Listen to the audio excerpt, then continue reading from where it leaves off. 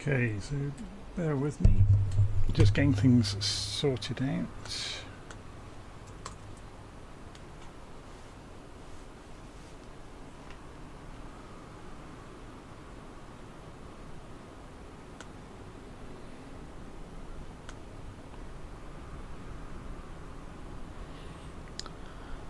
Won't be long.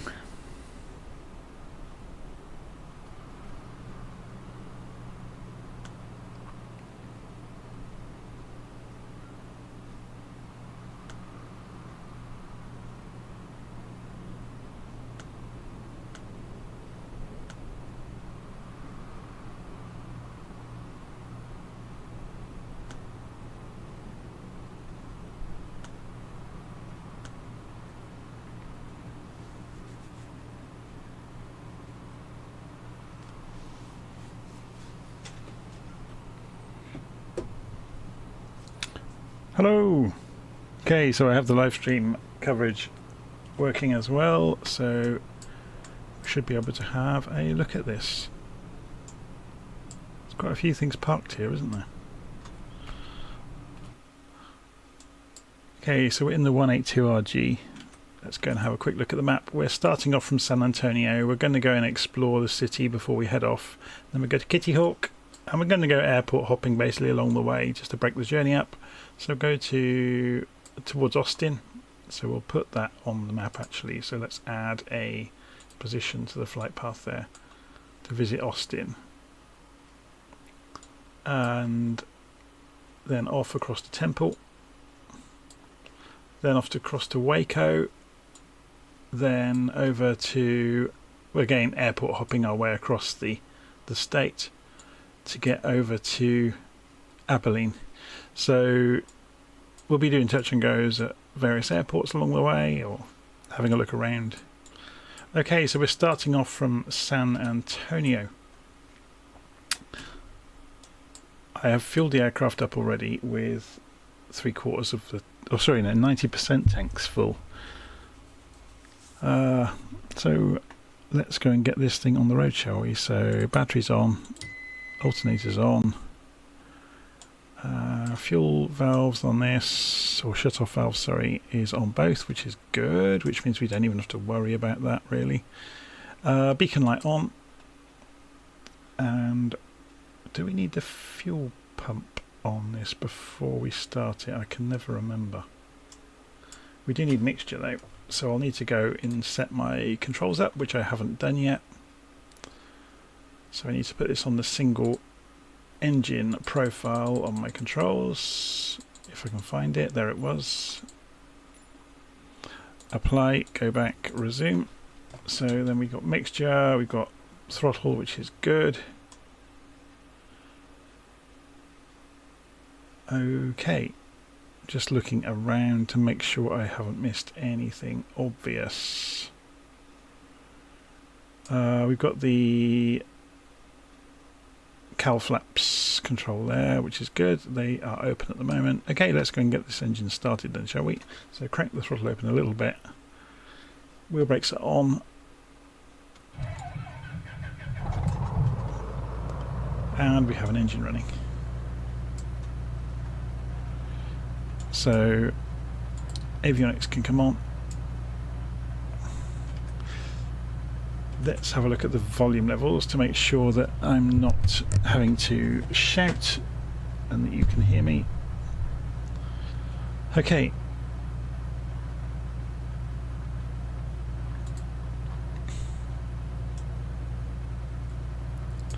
So nav lights on. We didn't need the fuel pump to start the engine. I guess that's mainly because this is a Coronado aircraft. So calibrate the altimeter. We'll capture the GPS satellites. We'll use the autopilot bit later on. Let's go and turn the transponder on. Okay. We're looking good. So we're at Stinson Municipal at the moment. So looking at the wind, we've got 16 knots from the southwest. So we'll go runway 27, I guess. Makes more sense than any of the others.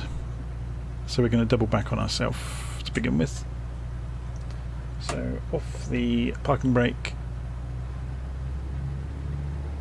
Wonder what the turning circle is like on this thing. Can we turn before we chop the car to pieces? Yes, we can.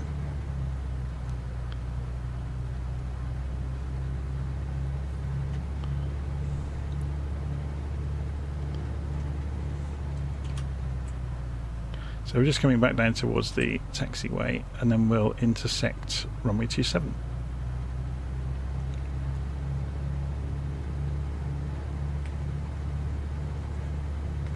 We're going to set our altitude target. So we're at about 500 feet above sea level at the moment. Let's go for 2,500.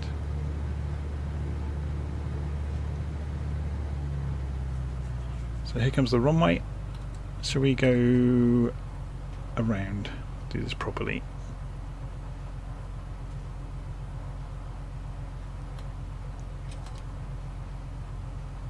Obviously we're not going to need much runway. Here comes runway 27.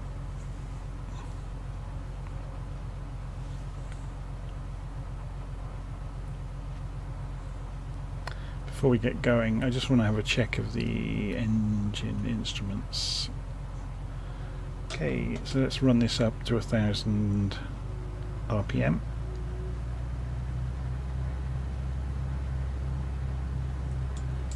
And have a look. So we've got lots of fuel. Cylinder head temperature is very low at the moment, so let's run it up a bit harder. So yeah, you can see that it's reacting, it is climbing gently.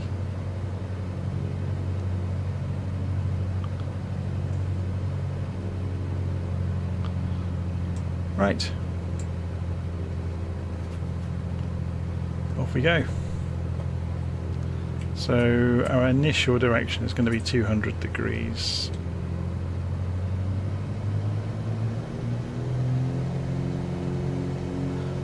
A boot full of right rudder to hold the centre line.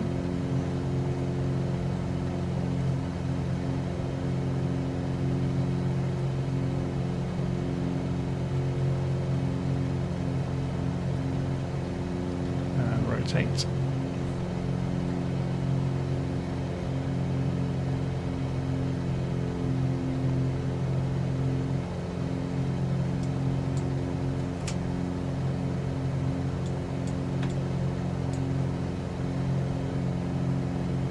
That's where we'd be going first, to go and explore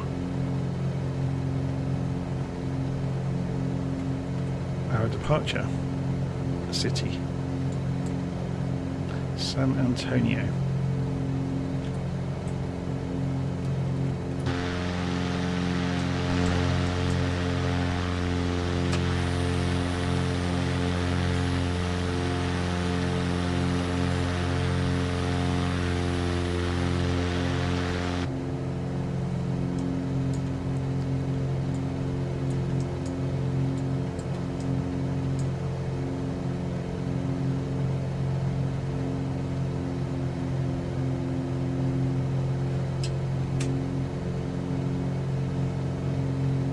Okay.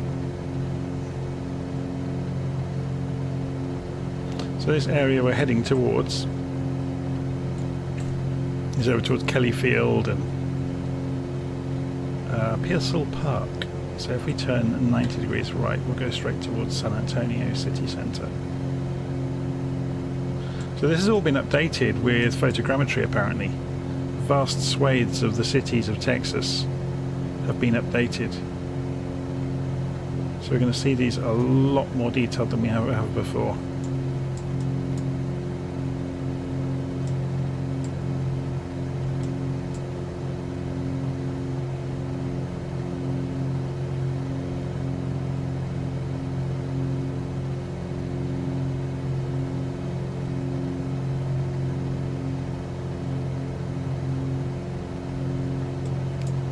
So we're just doing about 110 knots, about 75% on the throttle. Let's just have a look at the engine gauges. So oil pressure's fine, oil temperature's good, cylinder head temperature's good. Manifold pressure is within limits, RPM is towards the top end, but that's fine.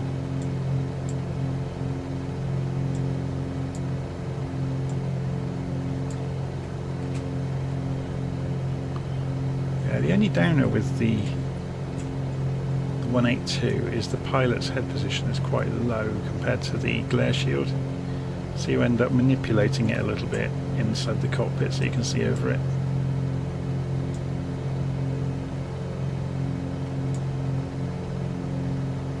From outside, couldn't we?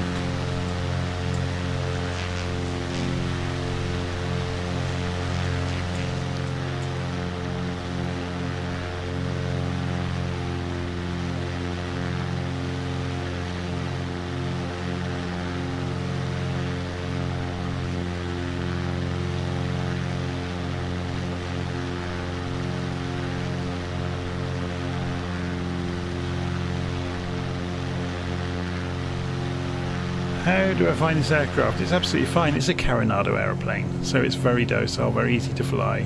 It's not 100% realistic, but it looks amazing. So it's you kind of know what you're getting with Carenado aircraft, don't you? It's going to be it's going to look great, be straightforward to operate.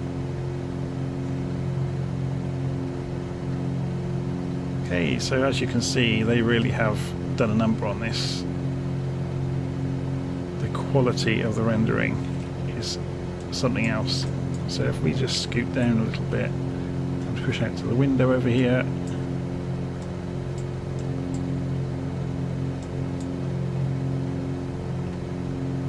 we could do this from outside as well, couldn't we?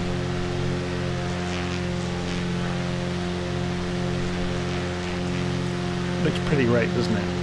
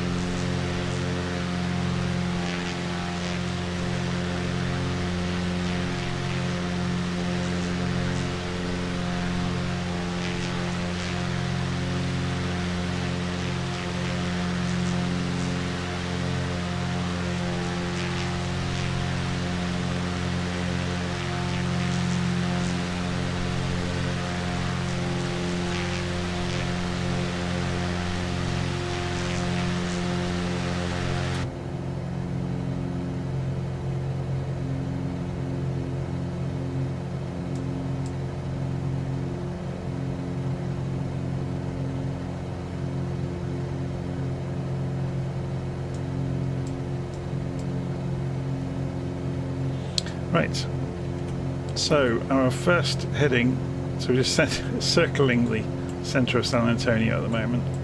We're going to go up to Kitty Hawk, which from where we are, if we do a measure on here, we want to fly 41 degrees magnetic. So let's go and mark that out on the compass. So we'll move the heading bug to 41 degrees. I think it was 41, wasn't it? Yeah. Let's stop this from tracking itself, so we'll move the map where we want it to be.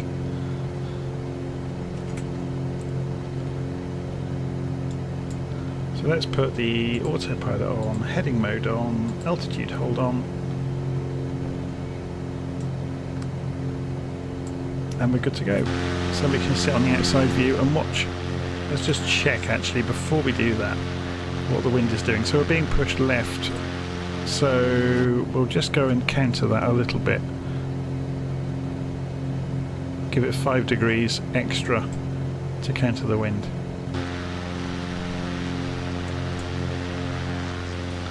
So if we get LittleNavMap, window, open window layout, minimal.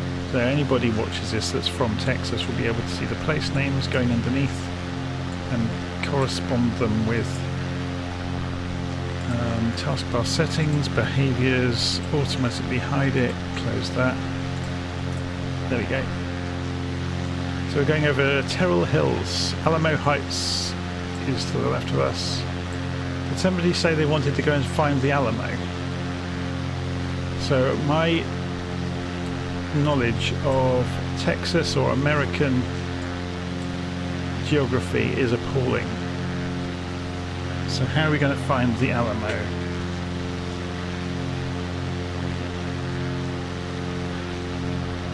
I'm just going to go and have a look.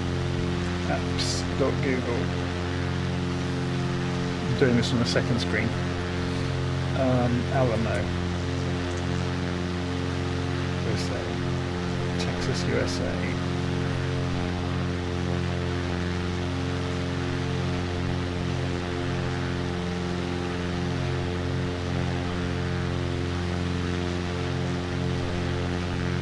So that's way south, that's on the border.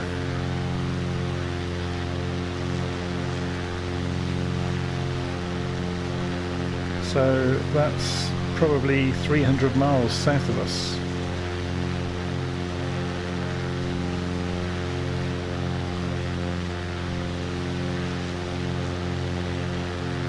Unless we're thinking of a different Alamo. I know there's a place called Alamo in San Antonio, but the Alamo itself is way down on the border. Let me just check the map again.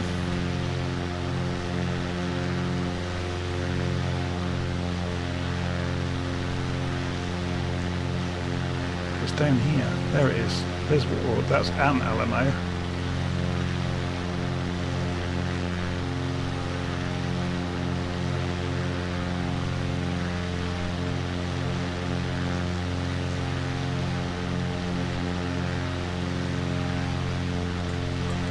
But apparently, is that the Alamo though? When people talk about the Alamo, is that what they're talking about? So the Alamo, okay, so it's downtown San Antonio. So do you want me to double back, go have a look at it? Because you've got Alamo Heights over here. Okay, let's do a 180-degree turn. Steep turn coming up.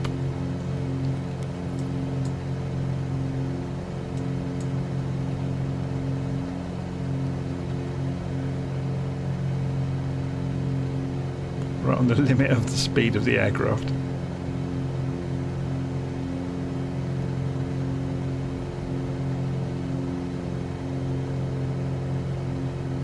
So we're just heading back to have a look at the Alamo before we get off on our journey.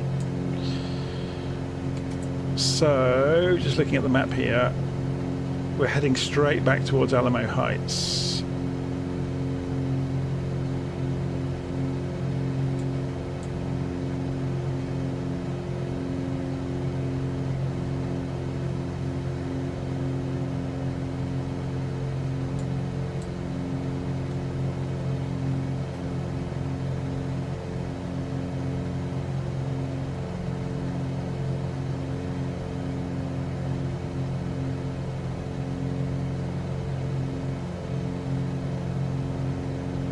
So you can see the beacon flashing out there. That will be Kelly Field off in the distance.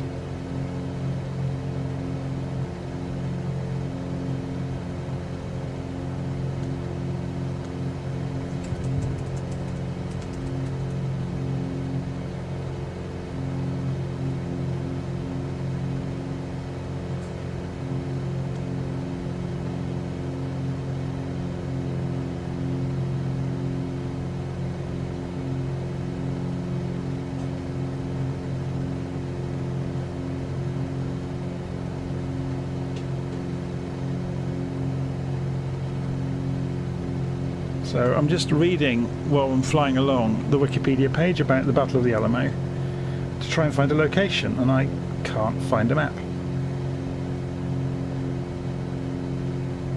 There's lots of there's like lists of units that were in the battle, or battalions, if you want to call them that. Oh, here we go. I found something. Encyclopedia Britannica has it. So have they got a map? No, they've got pictures of buildings but no maps. That's really helpful, even though they said they did.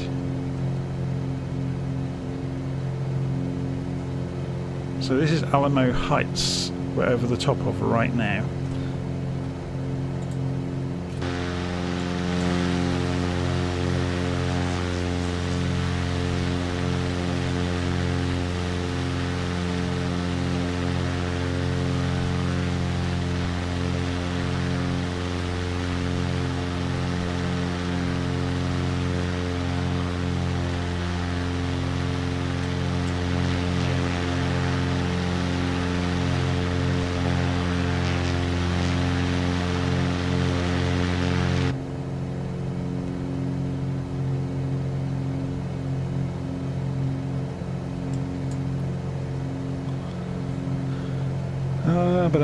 Where is the Alamo?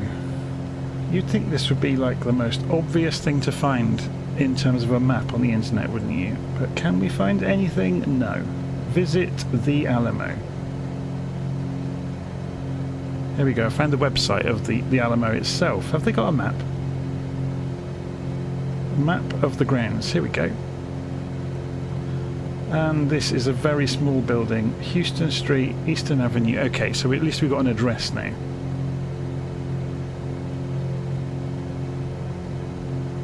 .300 Alamo Plaza, San Antonio, Texas 78205. Hurrah! So now I can use Google Maps. Now we can get some idea of where it is. Maps.google. Because of course LittleNavMap won't help us do this at all. I'm just trimming us out while we're circling over the top of the area. So we want 78205. 78205. San Antonio, Texas.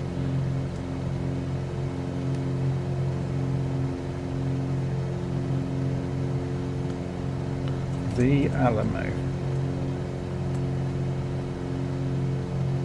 The Alamo Plaza. Right, found it.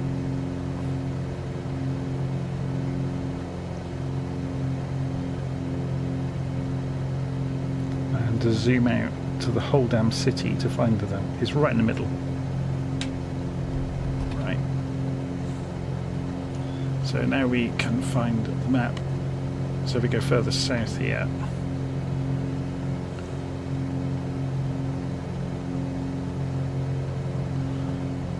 Just referring to the map over here, so you've got that road there.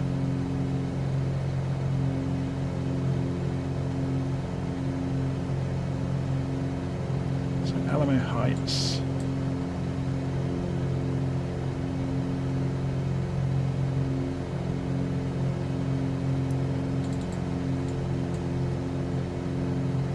This is not helpful.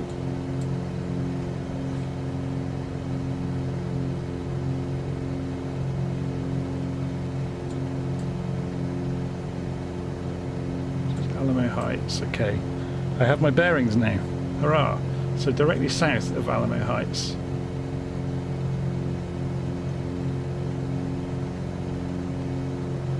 Is Google going to help us? When it decides to, apparently.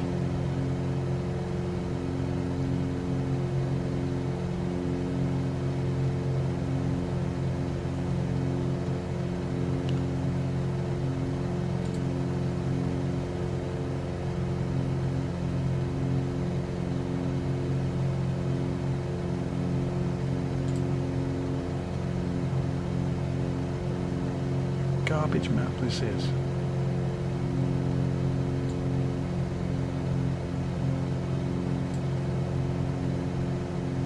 I'm just comparing roads against a very different map that looks nothing like this one.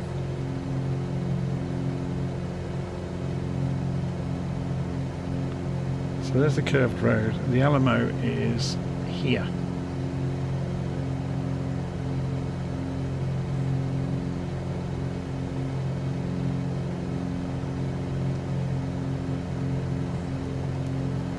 Not marked on this Google map.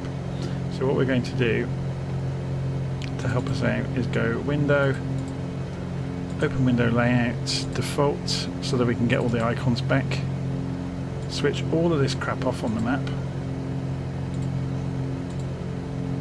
change the map over to Google Maps itself,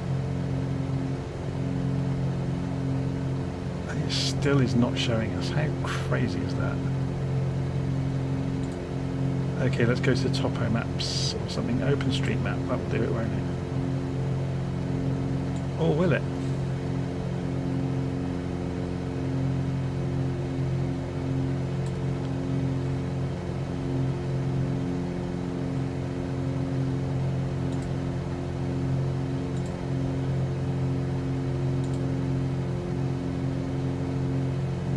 So we're still circling. So there's Alamo Heights.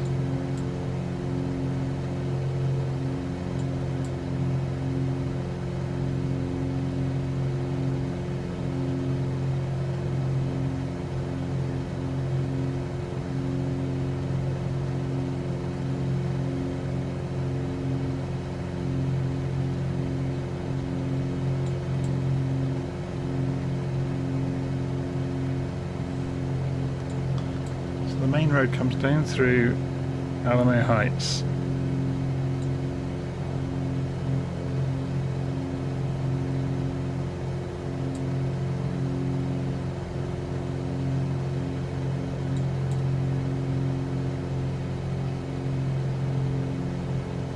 I can't believe it's not marked on the map for such a significant historical landmark. What about Topo Maps?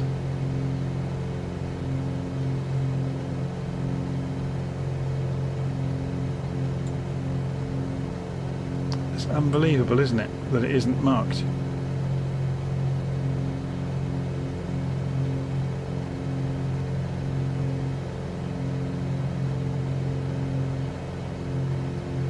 So according to this, the Alamo should be right there. So let's go to a better map. Let's try Google Terrain again. Right, here we go. It only appears at that particular zoom level. So we need to straighten up.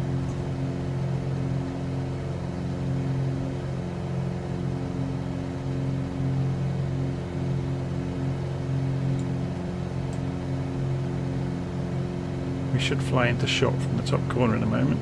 So Alamo's down here.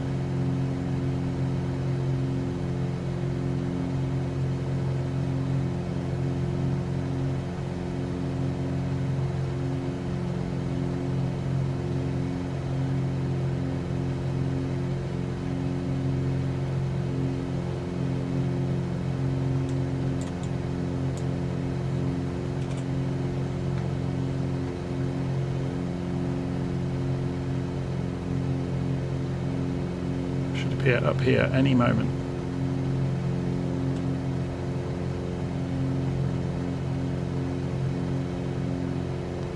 So this is Brackenridge Park we're about to fly over the top of.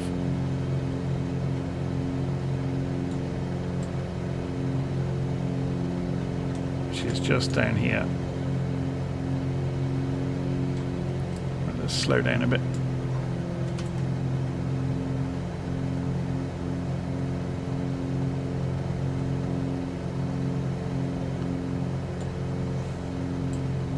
Now we have our bearings, we can go back in here, open window layout, go to the minimal layout.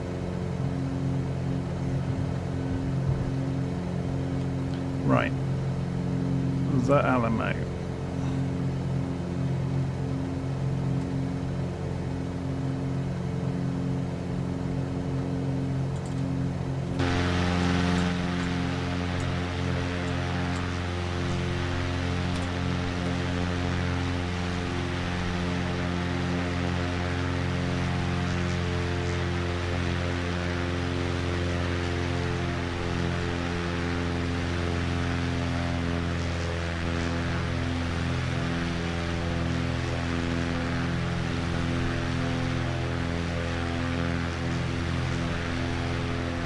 So it should be about 10 o'clock now.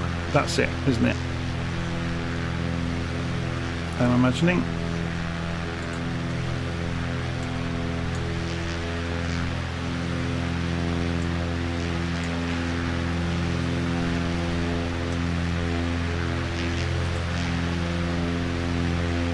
No, we're right over the top of it apparently.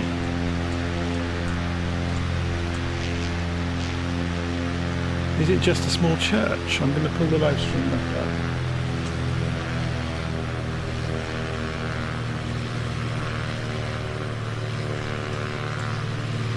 Just trying to slow down a bit. Of course, now we're doing a stall turn.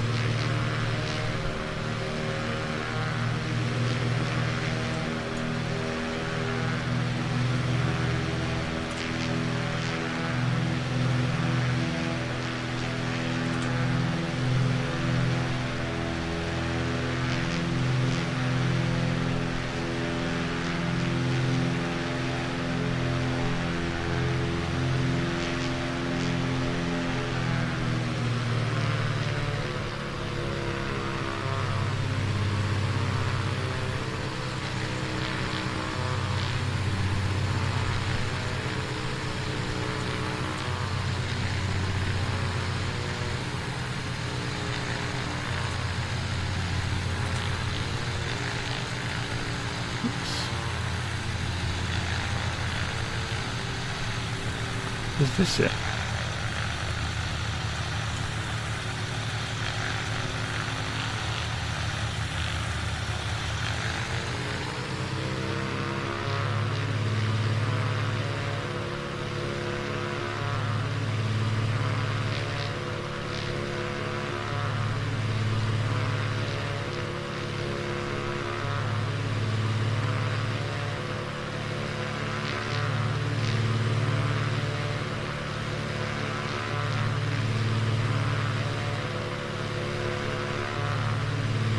So what I'm going to do is pause the simulator very briefly.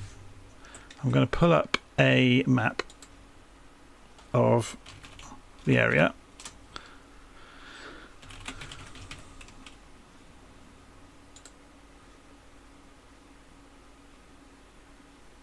And we're going to have a look at it in Google.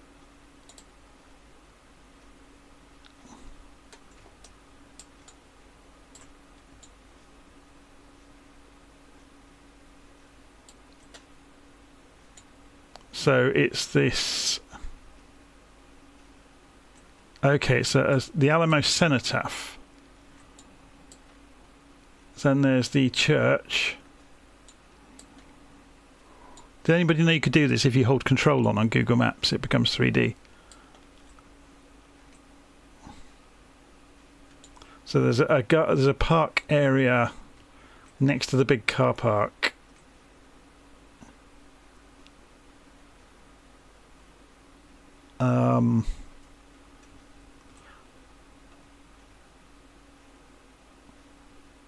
There's the mission.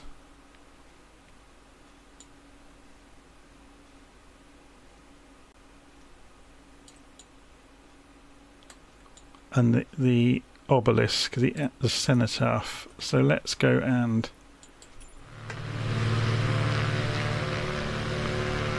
there's the big car park, so presumably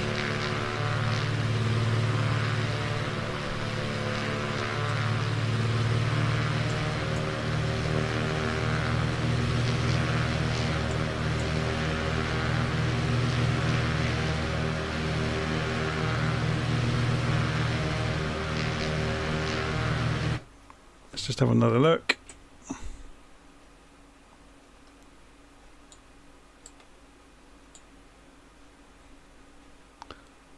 It's a park area behind the big building.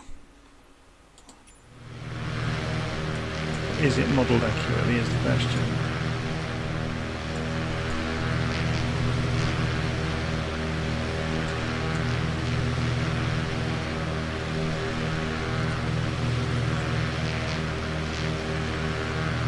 So it should be off our left wing right now. I'm just looking for that stone obelisk and trying to avoid hitting anything.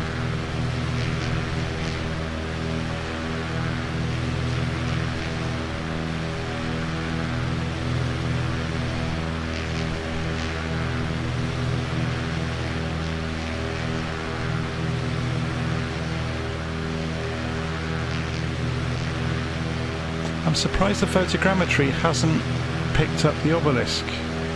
Well, not the obelisk, the cenotaph, as they call it.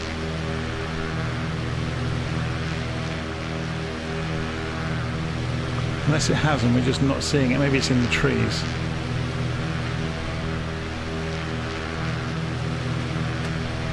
Because there's one of the car parks.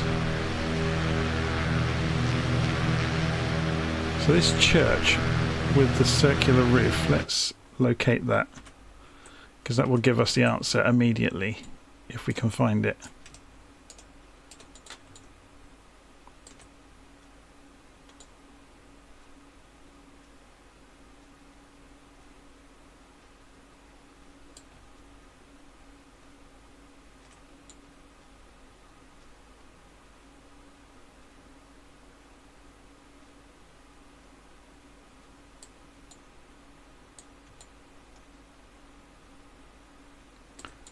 Surprising how different this looks. There's the circular building then.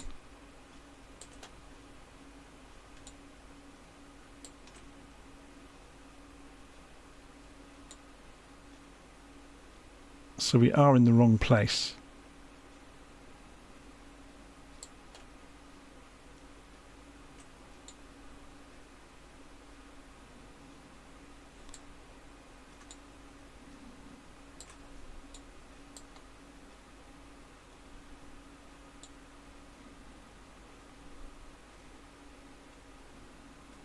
Trying to see what we've got in the way of easy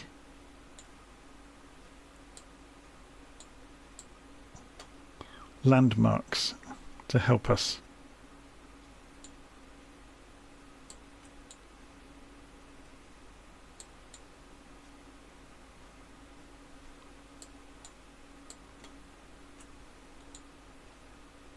It's funny, isn't it? Google is completely covered in commercial advertising, such that you can't actually see landmarks anymore. They've kind of ruined their own map.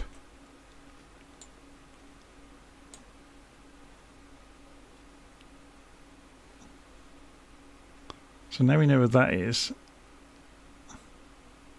Let's go and find this again.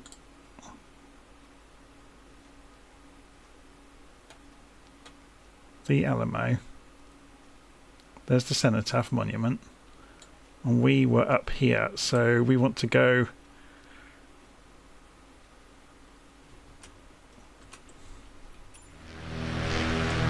it's over here somewhere. There's the big car park.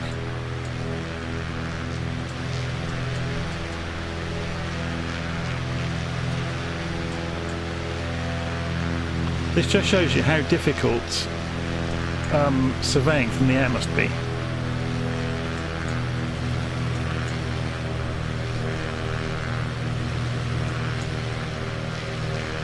So there's the big building we were talking about a few moments ago. Just circling back round.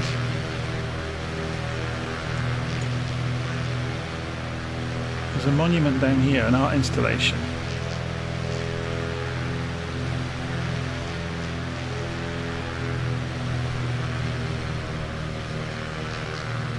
I think we're going to have real trouble spotting this on the ground. There's a small church in there. There's another church over there. There's churches everywhere, isn't there? Of course there is.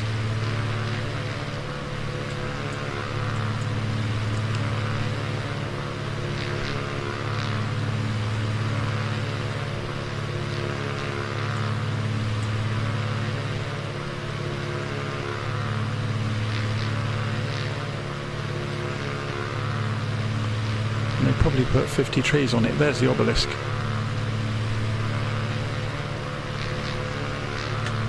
Sorry, the cenotaph, I should say. So we have found it. Here it is. Look, there's the old building. There's the cenotaph. So yeah, you were right. It is kind of hidden away, isn't it?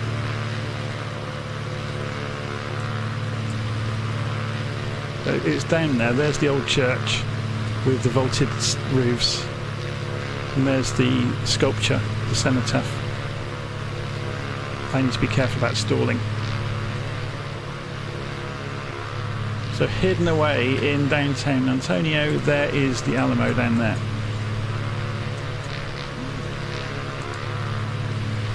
We found it! Hurrah! Well, that was a fun 10 minutes, wasn't it? So yeah, anybody that's looking at this wondering what on earth we're doing, there's been a big update to the Texas area today in Microsoft Flight Simulator that has done detailed, really highly detailed photogrammetry of several of the cities in Texas. So Asobo have partnered with a aerial surveying company, I guess, that have given them the high resolution textures to be able to feed in and generate the really, really detailed photogrammetry. Okay, so now we've found the Alamo. There's the cenotaph for it and the building. We're going to, so yeah, that's the famous building you see the photographs of with the frontage. Let's go on our way, shall we?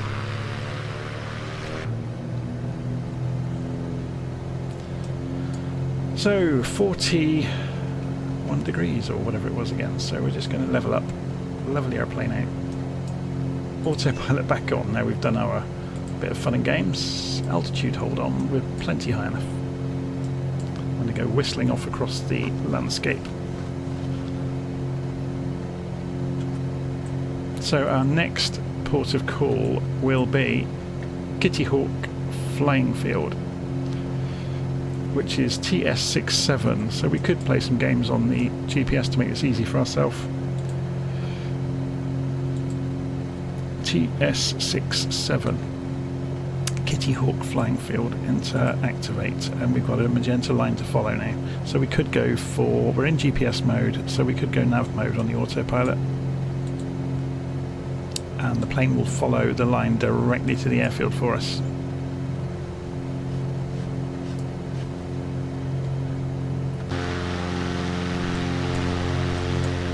So now we are leaving San Antonio behind slowly,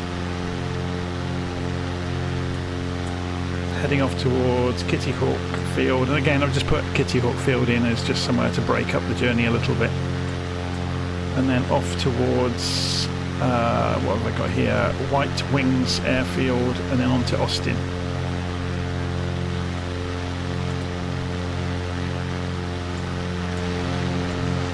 But yeah, the area of photogrammetry is huge. Look, all of these houses, this is all photogrammetry.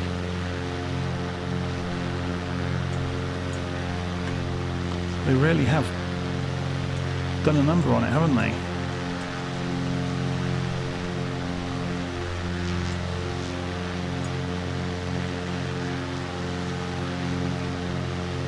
It's quite amazing, actually, just the sheer quantity of data out here.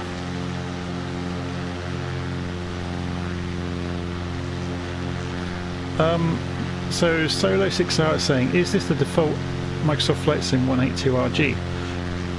There is no 182 in Flight Simulator. This is the Coronado 182RG that came out about a month ago, maybe 3 weeks ago.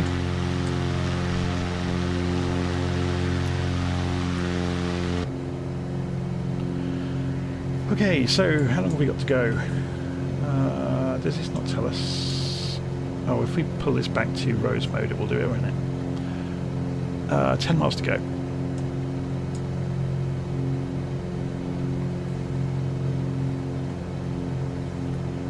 So we can have a look at the map and find out where we are in terms of real location. So we're just passing over Longhorn and Windcrest. Morgan's Wonderland is over to our left, so there's a park over here somewhere. Let's do it from here. Assuming that's over there somewhere. Or down here, even.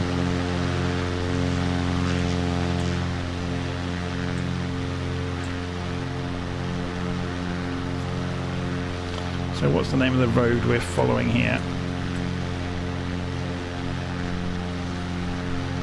Randolph Boulevard, and the main road alongside us is 35 or 35.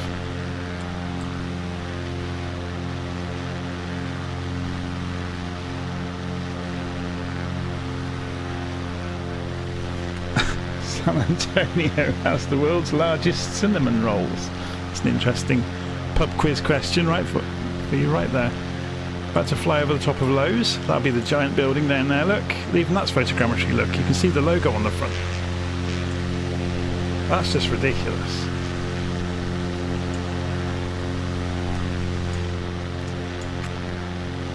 And look at the quality of the photogrammetry, it's just silly.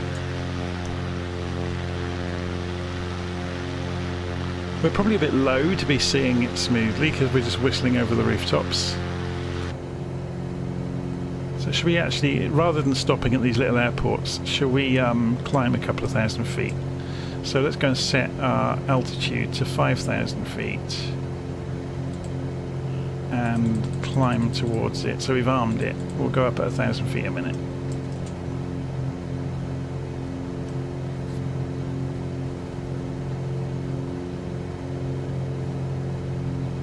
Actually, that's probably a bit too high, isn't it? 2.5 would be fine.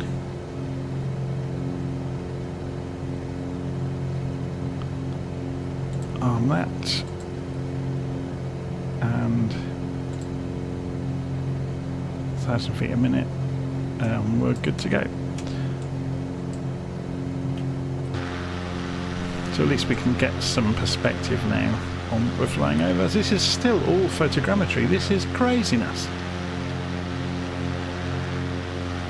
It's a huge area of photogrammetry.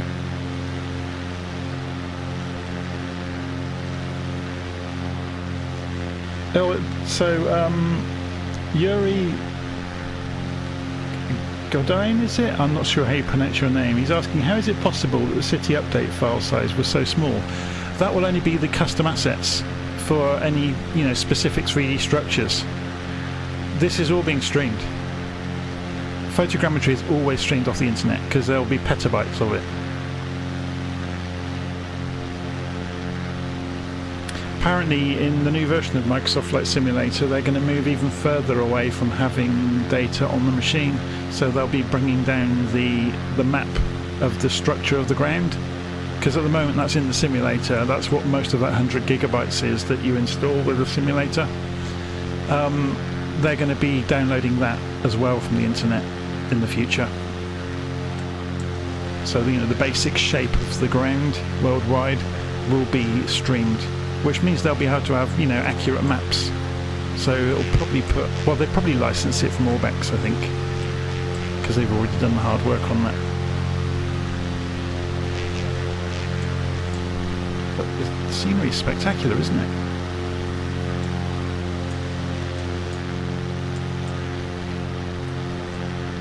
Okay, so we're just flying over the top of Kitty Hawk. So if we look directly below us, I'm just expecting to see an airfield. Oh, there it is. It's a tiny little airfield. So we're not going to visit, we're going to fly straight over and then go for, what was it called again? White Wings, 3TS1. So we'll do a direct 2 again.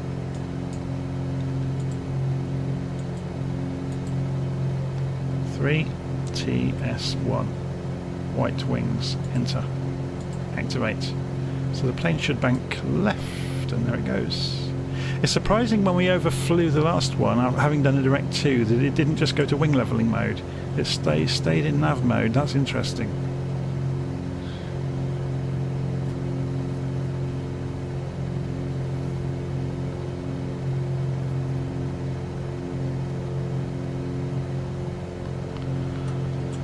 So we're going cross country now. So go past, how are we looking? The Natural Bridge Caverns is off to our left. Let's do that from outside then. So that's out this way somewhere in the hills. So we are going to be passing a lake in a few minutes.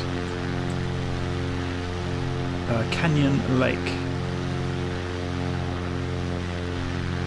Various holiday lodges up there. Sattler, Mission Hills Ranch we'll pass over in a few moments.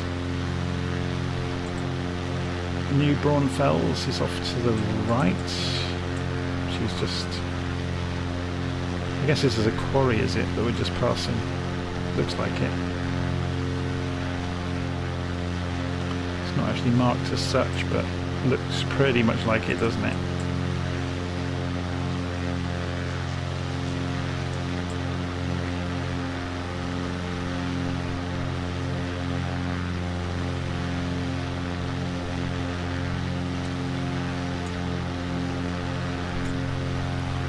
So, got a little way to go. So Bear Creek is off to our left in a moment, airfield.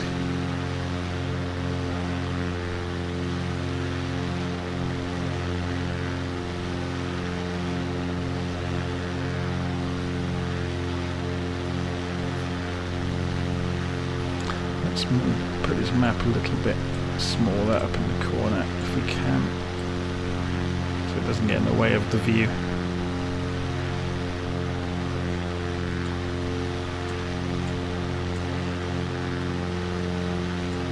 So Canyon Lake is just coming up.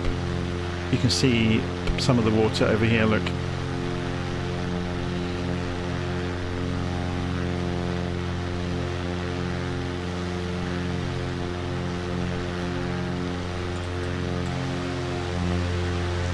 So this is not photogrammetry anymore. This is just stock assets.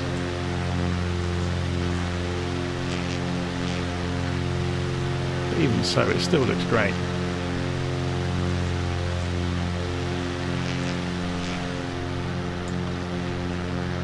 So there's Canyon Lake.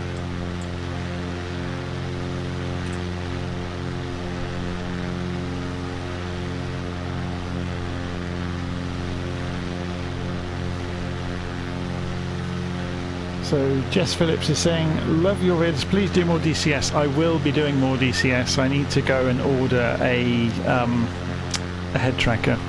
I still don't know which one to get. I've got various friends that have got both a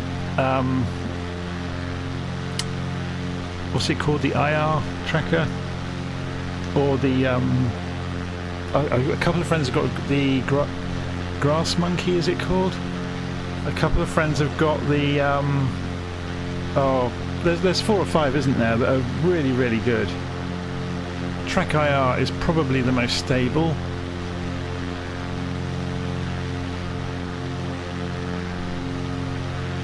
But there's also the one that only tracks your eyes. I've forgotten what it's called. But yeah, flying DCS sensibly without a head tracker is almost impossible. To be able to move the view around to explain things, as well as control the aeroplane, and to make it kind of presentable and engaging, is almost impossible unless you've got a head tracker.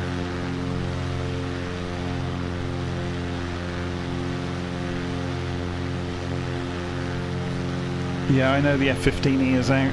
I've only just got hold of the F-14 and the F-16 though, so I've got a huge amount of stuff to record with it yet. So I'll be doing, I've got the supercarrier add-on as well.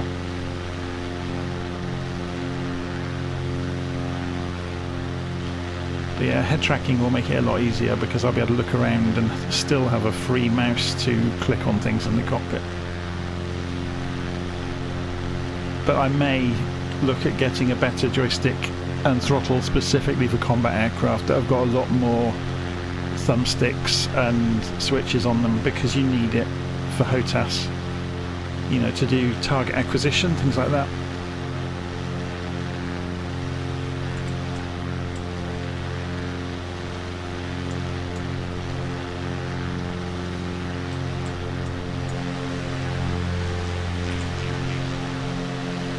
So there's Canyon Lake off of our left wing.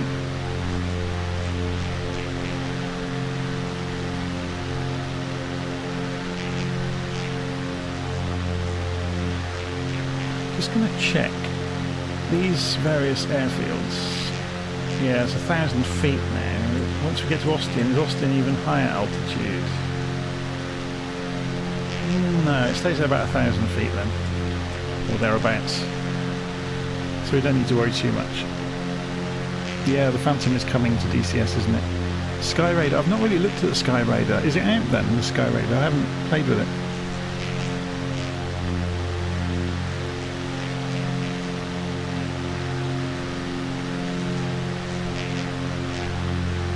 Yeah, I imagine I'll probably go with Track IR, just because from what I've seen it's the most stable, and I don't care about I don't mind what I look like in terms of putting a baseball cap on with the track, you know, with the infrared dots on it. Yeah, the Tobii Eye Tracker was the one I was thinking of. It gets good reviews, but I don't think it's got the range of movement or the stability of something like the Track IR. Because obviously Track IR, if you plug the thing onto your hat that's got the reflective dots on it, it becomes absolutely rock steady.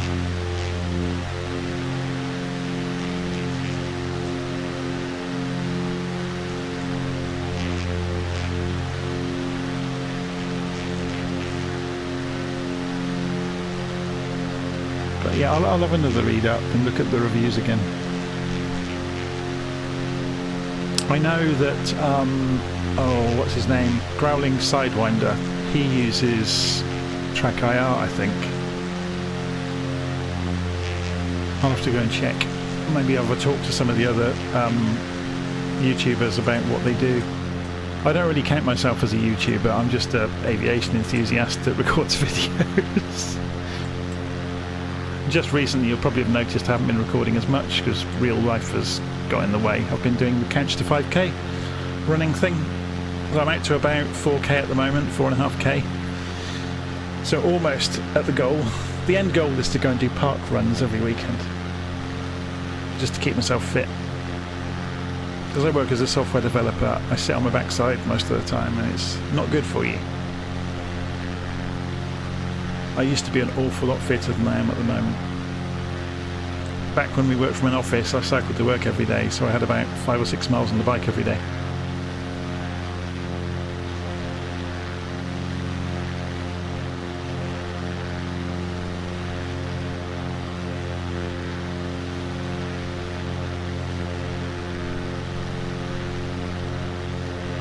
So we're flying in towards Austin. We're about to fly over the top of White... what is it called? White Wings. I thought this looked quite interesting on the map because of the land features around it, so we might come off the autopilot in a moment. So let's have a look. Where are we? So we can see it on the GPS. So let's disengage the autopilot and have some fun, shall we? We'll do an approach.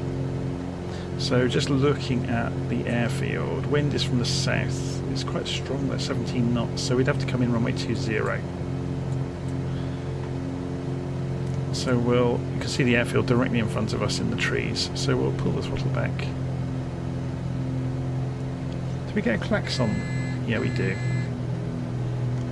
The 182RG has a klaxon if you reduce throttle too much without the gear down, like a safety feature.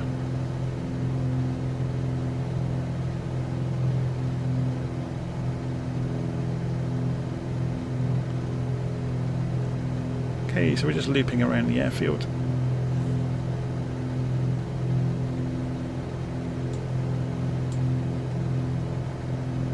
Do a quick touch and go to keep ourselves busy on the way.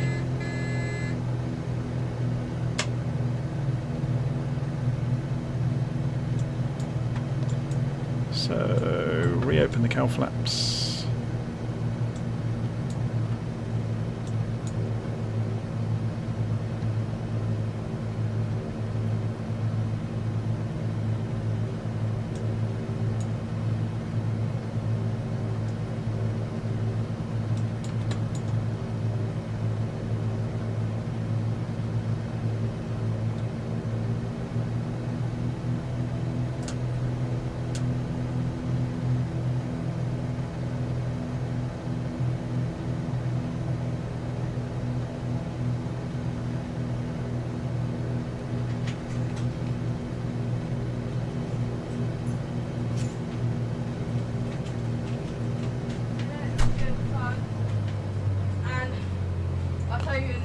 Kids who got back from their training course. So if you hear conversation in the background, I do apologise.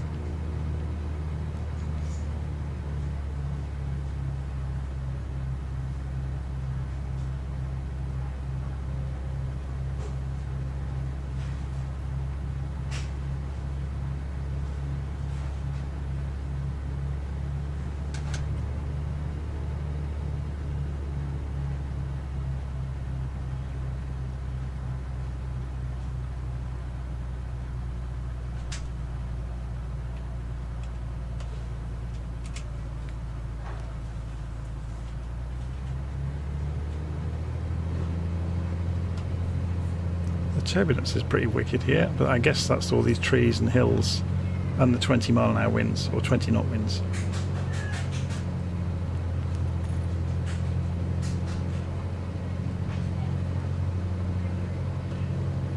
Yeah, obviously this is not a detailed airstrip, it's just a patch of tarmac in the middle of nowhere.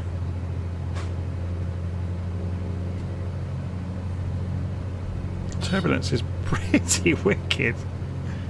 Hopefully, yeah, it's gone calm now. Look, now we're away from the tree line.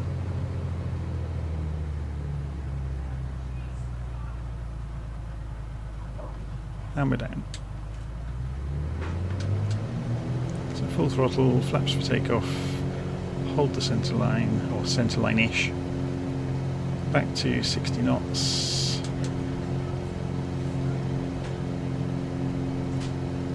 Plenty of speed, raise the flaps, and we're off again. Okay, so next leg is further north to Austin. We have for some reason, LittleNavMap as being a so-and-so. Window, open, default. So Austin, which is going to be, let me just check the airplane hasn't turned over.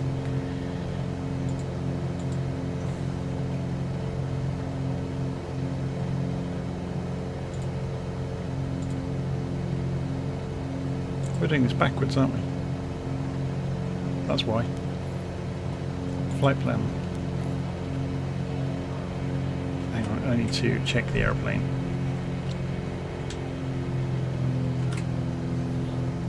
Flight plan, reverse. There we go. So 43 degrees to the middle of Austin.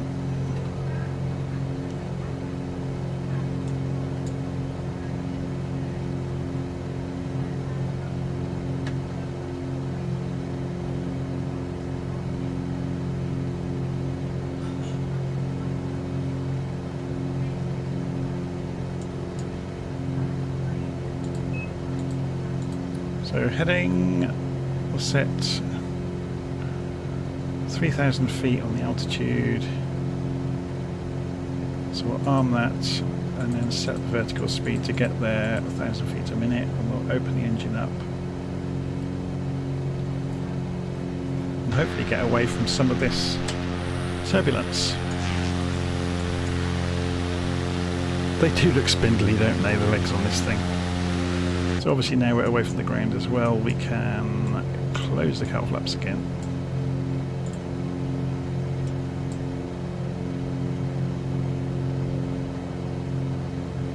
How did I get the mini-map of LittleNavMap? What I did is I switched off all the toolbars and everything and saved the layout. So in the window menu of LittleNavMap you can save and open window layouts.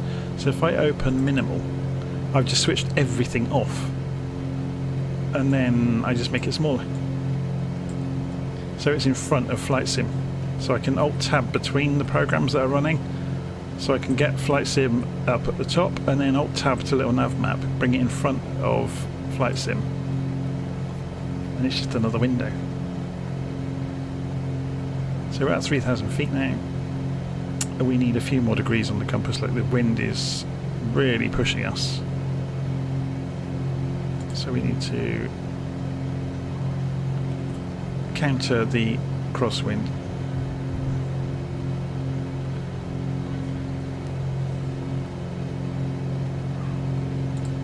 Bit more.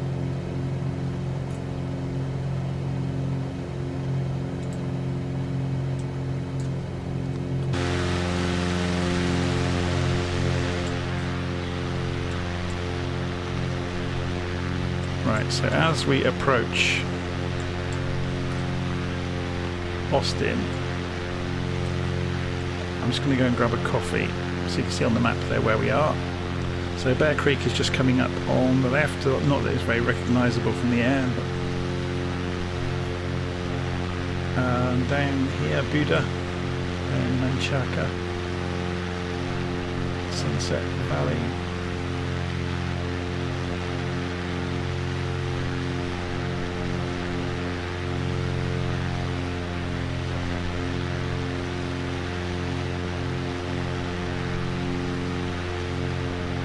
Yeah, I'm just reading the comments about using OBS. Yeah, I just use OBS. I don't do anything fancy with setting up scenes or anything in OBS either.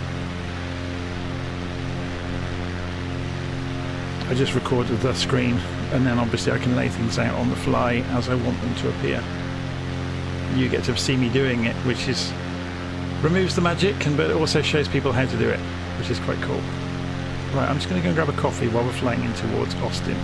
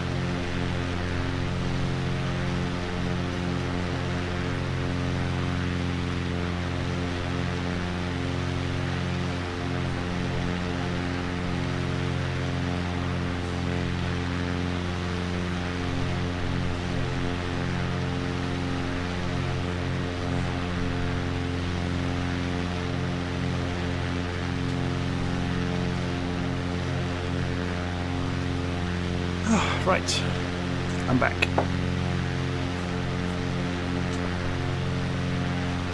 We're approaching downtown Austin.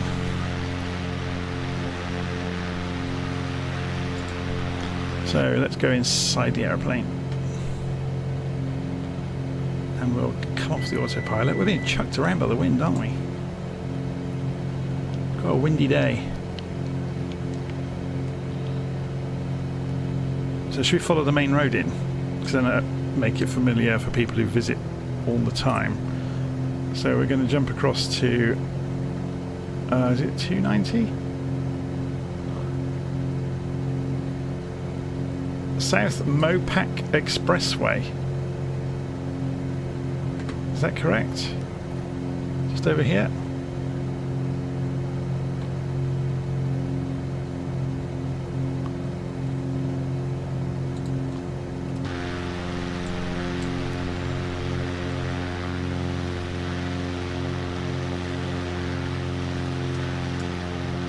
So we're going to follow the main road into Austin, or towards Austin.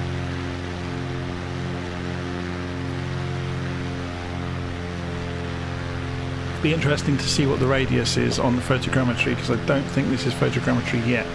This looks like default 3D assets.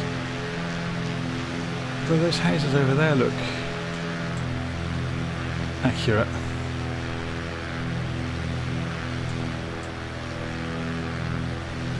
Those don't.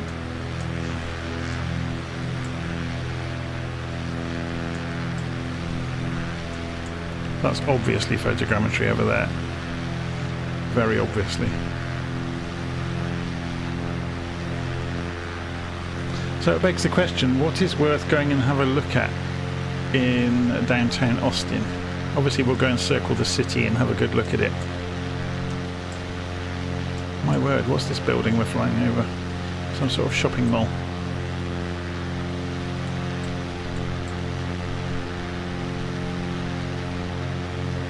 Barton Creek Square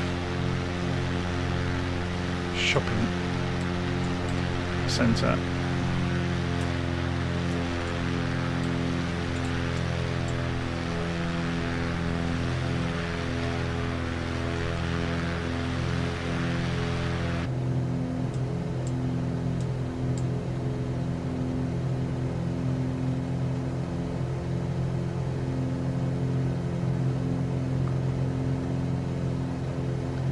Right, let's slow down a bit. Oh, we already have. We're not going very fast at all. We're only doing 120 knots. Just going to scoot out over this corner then.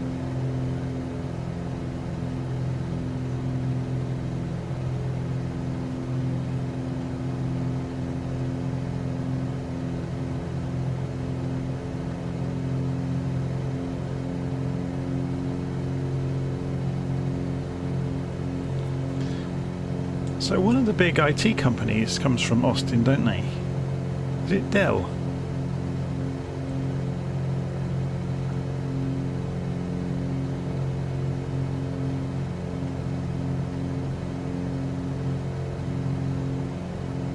Don't hear much of Dell anymore.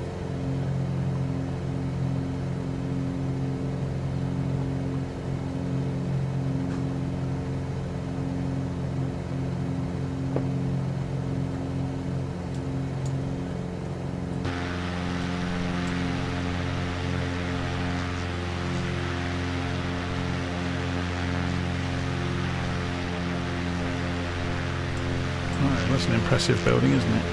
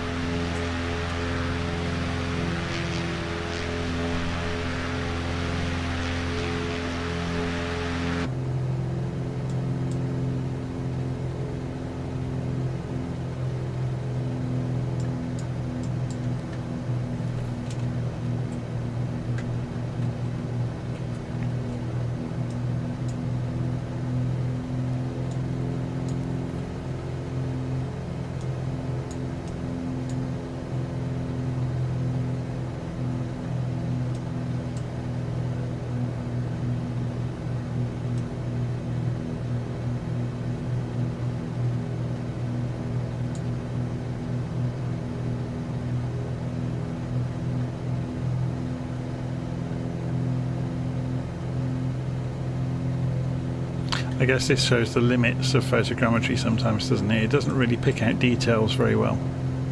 It picks out overall shapes. Having said that, let's just pull in on a tight turn on this. That's not too bad at all, really.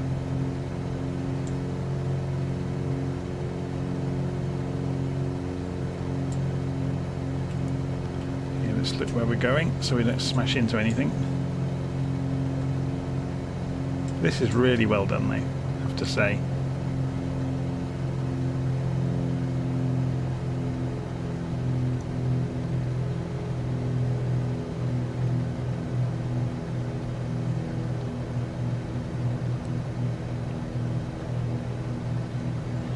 Okay,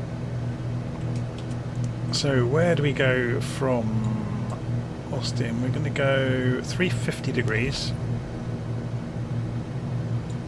Up to Hankhassa Airport. Cedar Park is another area of interest, apparently, that they've put quite some effort into.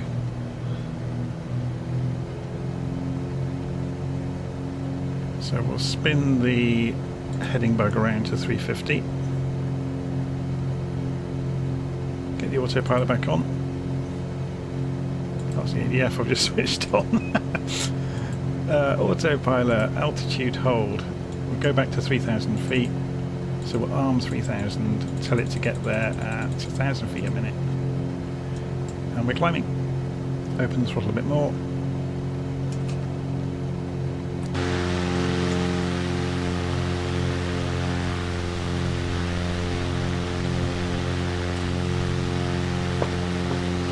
So someone was on about the University of Texas campus, so let's have a look on the map. So there's downtown.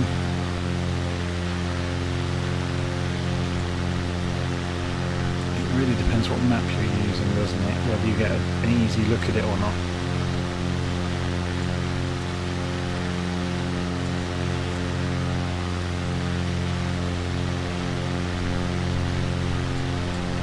We need another 3 or 4 degrees right, don't we?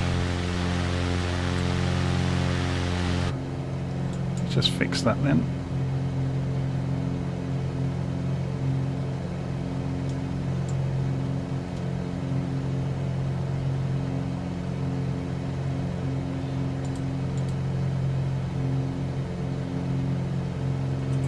Should we program in the next destination? So Hasse Airport, 40XS.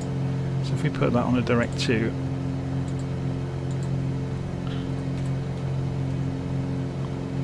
and enter, activate, and that gives us the magenta line just so we know where we're going.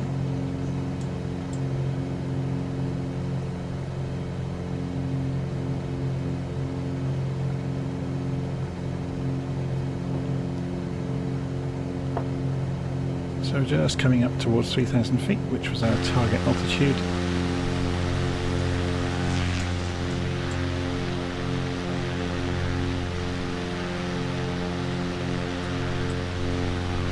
Let's make this a bit smaller. So Bull Creek District Park is off to our left.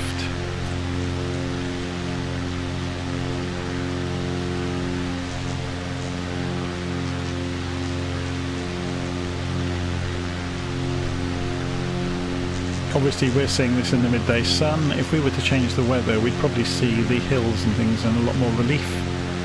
So if we were to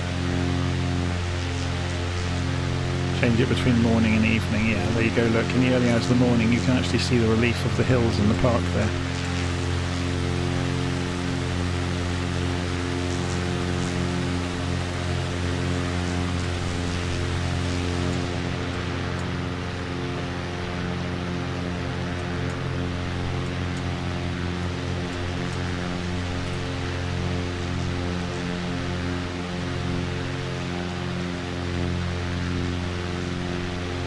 Let's put it back on live weather just so we can actually see features easily though. And live, we'll just change the time. That's all we did was change the time. So we're coming up to Hasse Airport. There's a huge intersection here. So this is the Pecan Park intersection by the look of it.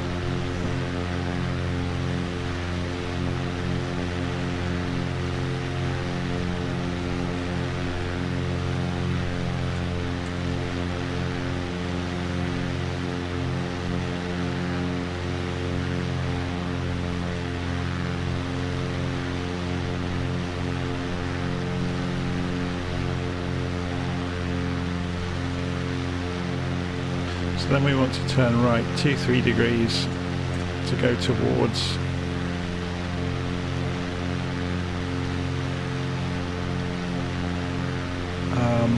actually no, we wanted to look at Cedar Park, didn't we? Because apparently this is an area of photogrammetry again. So we're just about to come right over the top of it. It doesn't look very photogrammetry to me, but what do I know?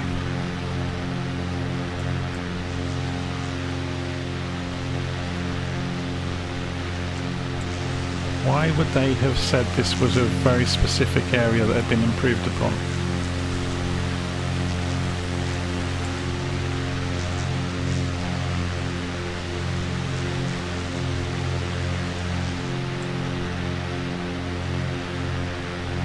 Because that is not photogrammetry. That was a bit of a mess, to be honest.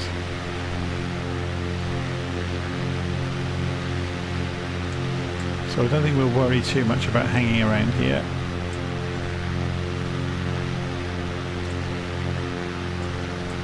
So 23 degrees magnetic.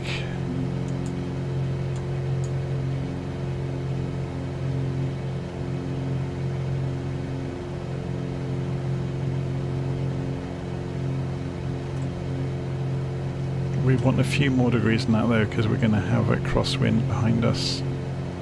So we go for about 27 degrees.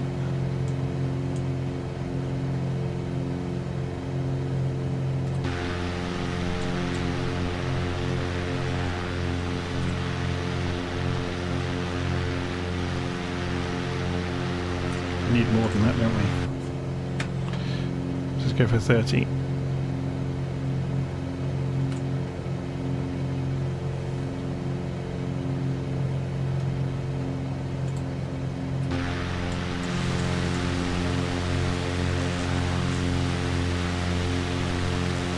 Let's see the park behind us now.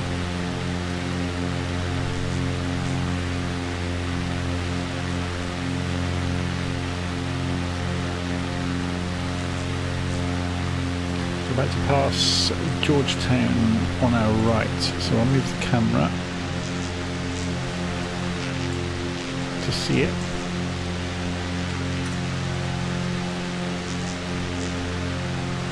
In fact, if I turn the camera this way a bit, we'll see it coming, won't we?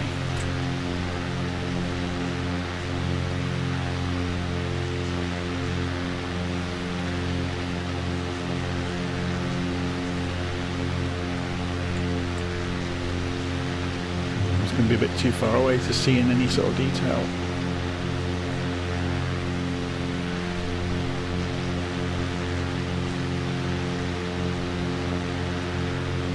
I'm just going to check how we're doing on fuel.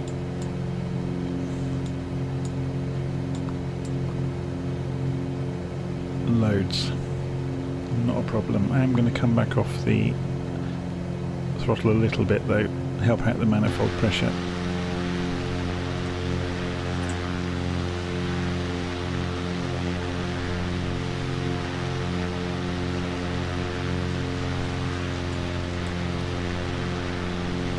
We've got about 35 miles to go towards Temple, which apparently is another area that's been tidied up. So the lake we are approaching is Lake Georgetown.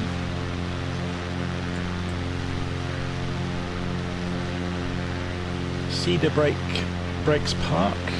Jim Hogg Park is the opposite side of the water there. Crockett Garden Falls is just along here.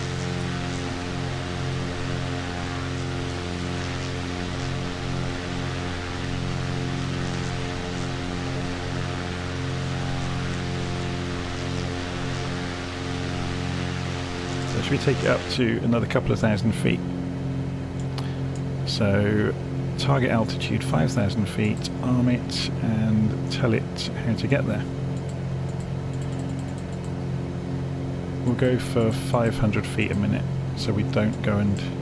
Although we're zooming along, it's not going to be a problem, is it, going for 1,000? Even if we lose a little bit of airspeed on the way. Now we're above 3,000 feet, we need to lean out the engine.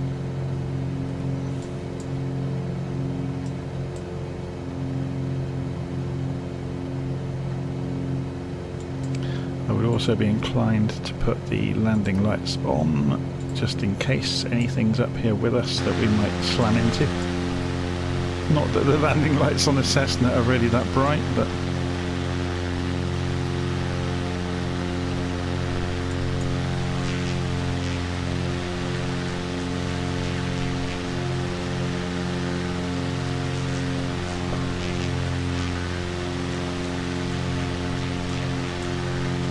So the airfield over there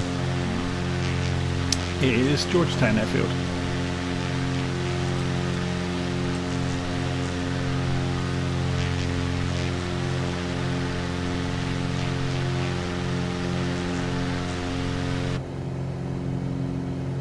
Just come through 4,000 feet, still climbing.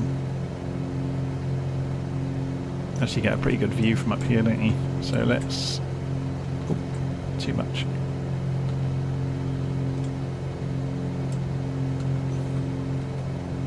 Try not to get glass reflections in the view, but still look out over the front.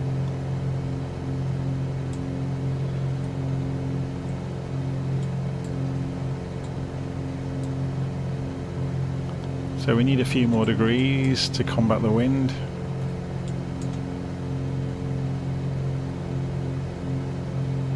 It's 5 more degrees, let's see how that works.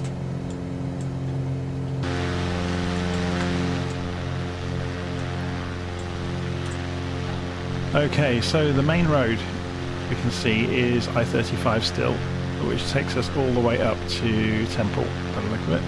Does it carry on out the other side? Yeah, it does. Goes to Waco, look, which we're going to as well. So we just follow it.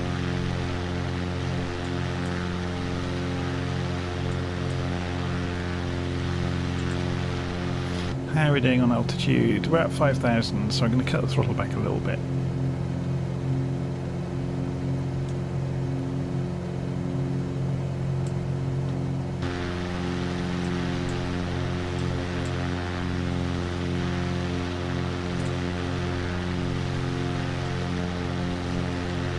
Let's move this map so you get to see the run in to Temple.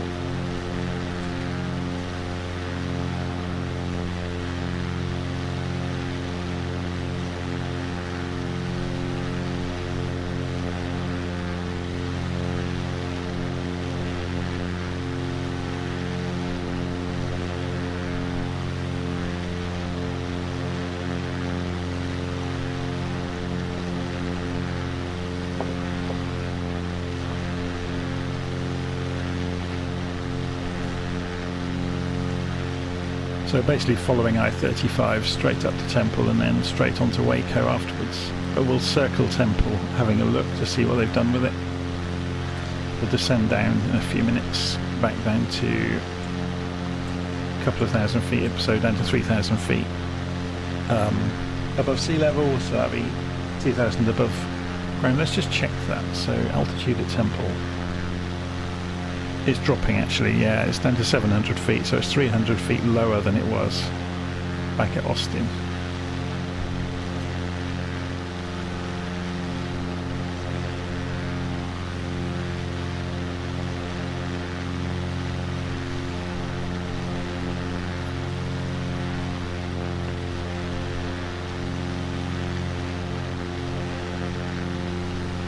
Should go inside the aeroplane when it's not so noisy.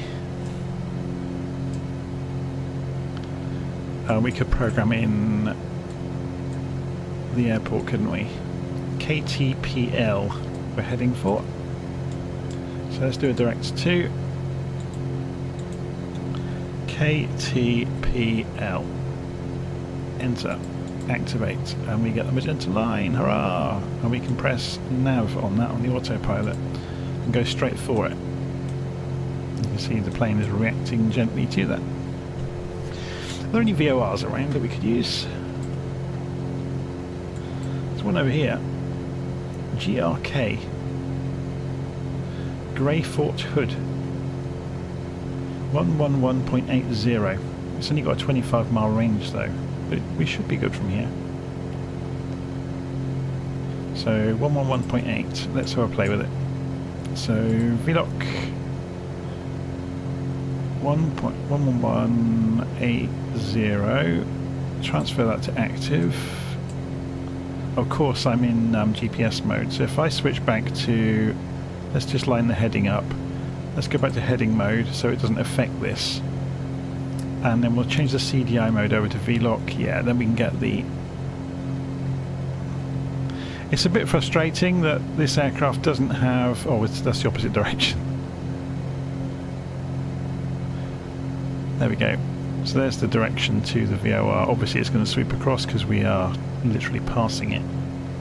Yeah, it's a bit frustrating that this airplane doesn't have distance measuring equipment. So you have to rely on the GPS to do it for you, which is fine.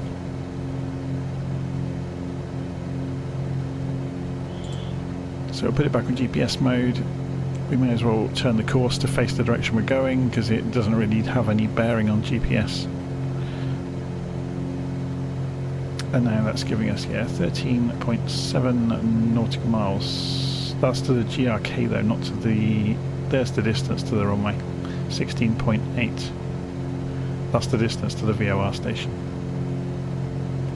Oh, so maybe that is the distance measuring equipment, but it's just rendered on here instead of on its own instrument. I wonder if that can fall back to use GPS data then, if you don't have... So if we were to detune that, for example, yeah, we do lose it, so it is the distance measuring according to the radio. yeah, I wonder though if you're out of range if this would still work, because it would maybe fall back to GPS data.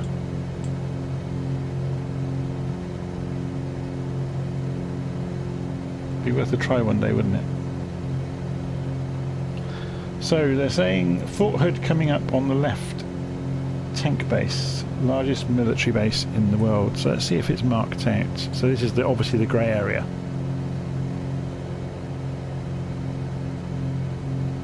It's got nothing here. So Hood, Army Air Force base.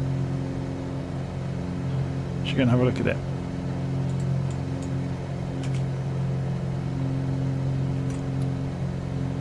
So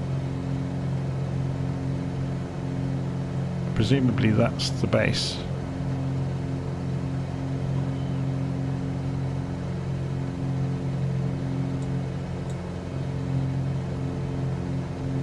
How far have we got to go? Well, we're nearly at Temple anyway. Okay, let's go and do a detour. So we're on heading mode. We're going to turn to 330 degrees. Actually, we want more than that, don't we?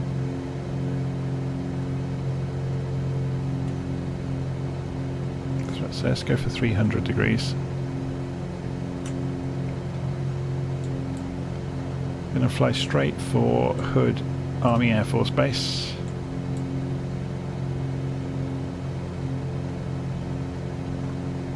Yeah, we have overdone it a little bit on the direction, so we'll just come back to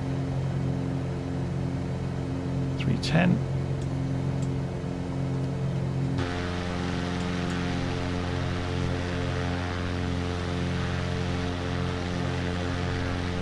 And go and be nosy and have a look at the Air Force Base.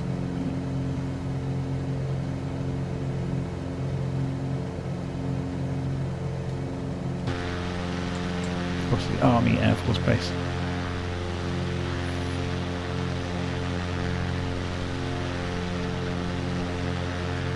Just renamed because Hood was a Confederate general. I don't get this kind of history washing thing that's going on. It's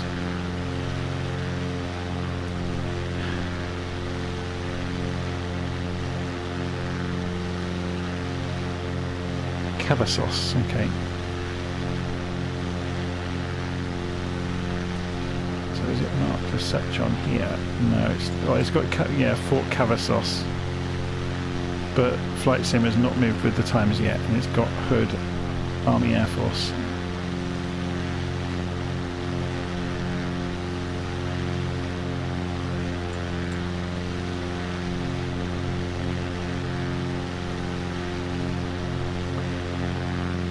So presumably we will see lots of tank tracks across the fields where they go and have their pretend battles. It's a bit like Salisbury Plain in the UK.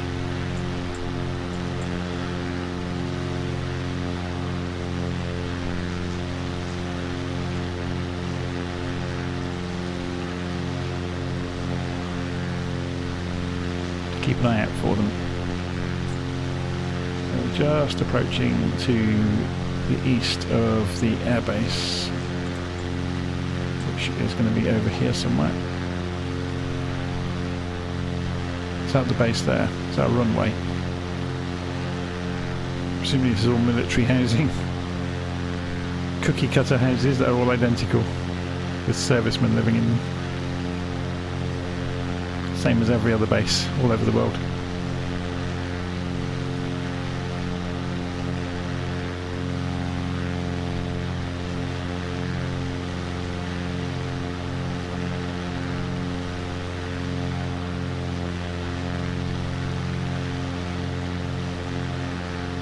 Yeah, so there's the actual Army Air Force base.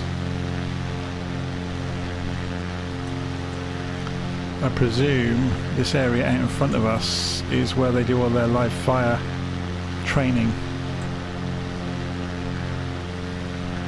It's very, very similar to Salisbury Plain in the UK, to be honest. So as we get out over here, you'll probably be able to see tracks all over the place. Depending on if they've been given high resolution data or if it's been scrubbed. Quite often with military places you find out the landscape has been manipulated Although this looks like tank tracks everywhere, doesn't it? Like we know where exercises are performed. Various routes out to firing ranges and exercise ranges.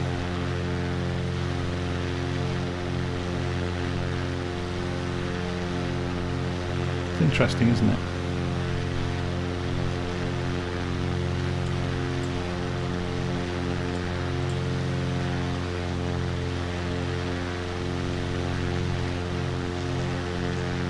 I'll have to come back here in the bird dog and go and fly around the Fort Hood perimeter in the bird dog.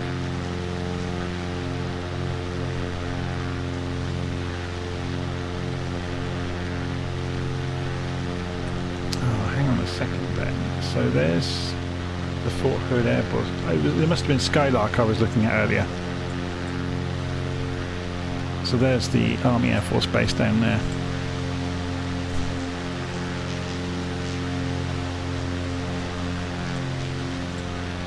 Yeah, you can see all the tank tracks and firing ranges. Look at that. It's pretty obvious, isn't it, once you see it?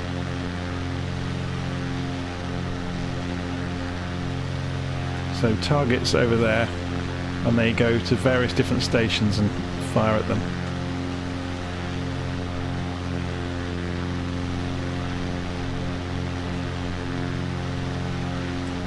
So park old trucks on the hills probably and knock them to pieces with live ammunition.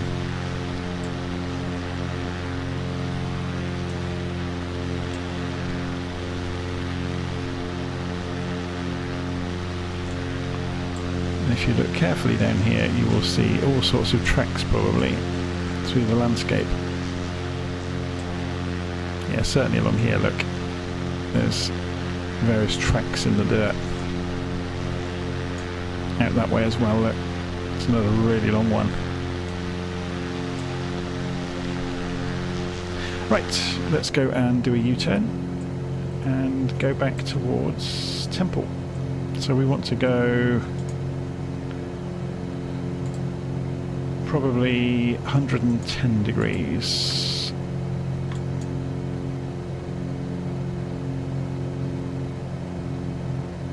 Whoops. Confused the aeroplane, didn't it? So let's drop down a couple of thousand feet as well on the way. 500 feet a minute. Just come off the throttle to do that.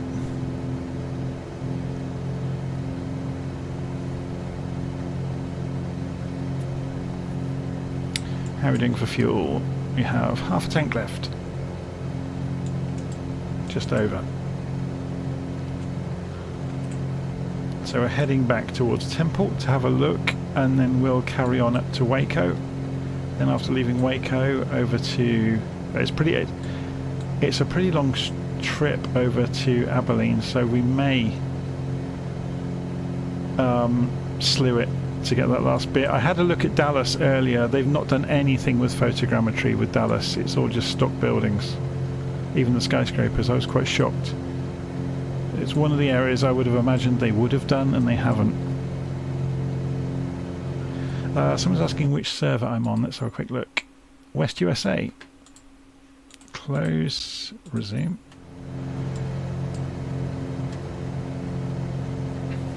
I don't know if any other aeroplanes are around. Should we go and have a look? So I've just turned on names. Apparently there are. Oh no, there are. Aha! Senator Kelly is behind me.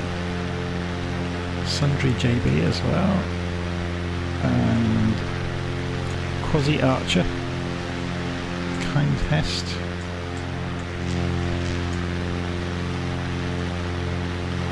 Very good.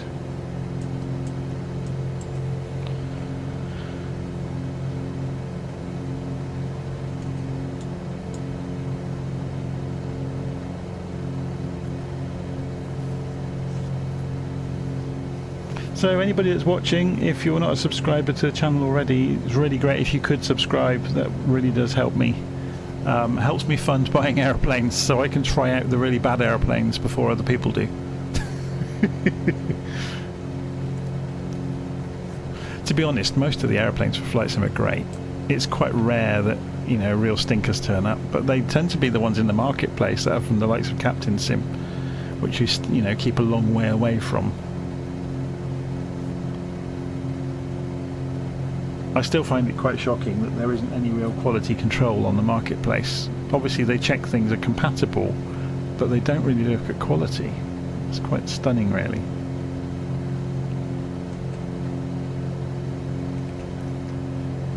I think it's interesting that aeroplanes are being released more and more commonly that are broken, and they have to be patched within days to fix obvious things that are broken.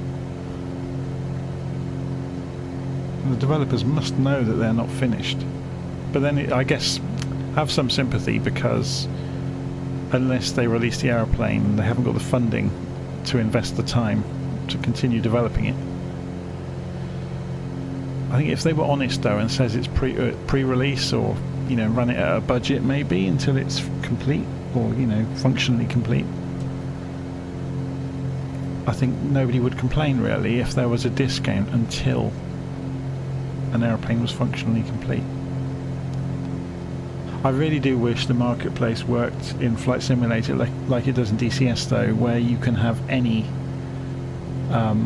you can download any add-on for a short trial for a few days, and then you can't download it again on a free trial for like 6 months. That's how DCS works. I think it's a fantastic idea.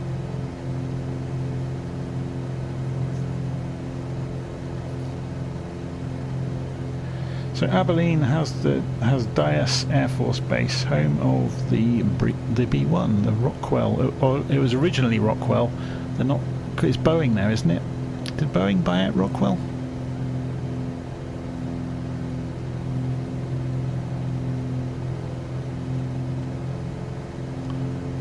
So we've just got to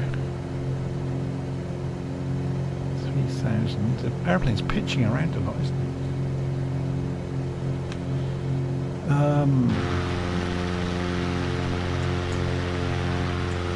There's a whole little gang of us now. Should put the name plates on so we can see who's who. Senator Kelly, Slinky Power, Quasi Archer, Angel. Very cool. So we're coming back in towards Temple. I'm going to turn 30 degrees right to go and have a look at the city. So 140 degrees. Probably 150 is needed actually. Let's go for 150.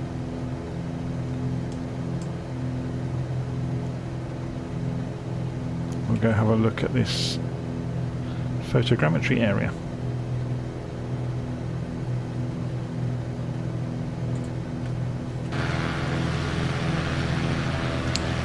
Hey, it's a Cessna 337 Skymaster.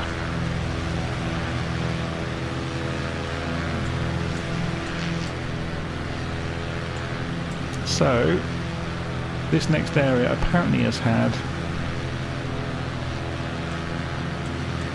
an upgrade. We'll wait and see. We're not quite close enough to see it yet. So there's an airfield coming up. That will be, what's that?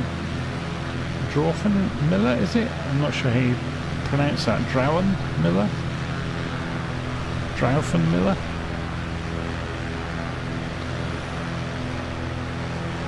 So we're on West USA, if you weren't aware.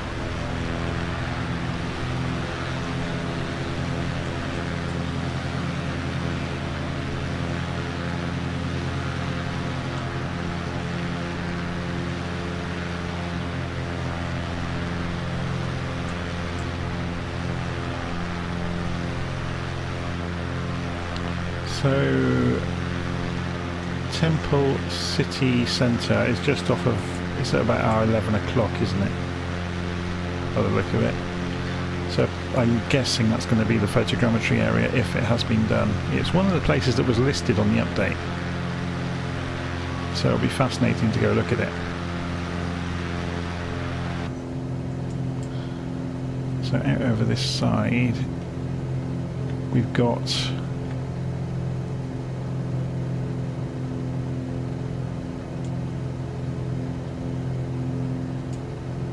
now what's this building down here? Let's have a look, see if we can figure it out. Not easily is the answer to that. Lake Belton High School, I believe that will probably be, with all of their sport equipment. So the airfield's off to our left now. It's over there.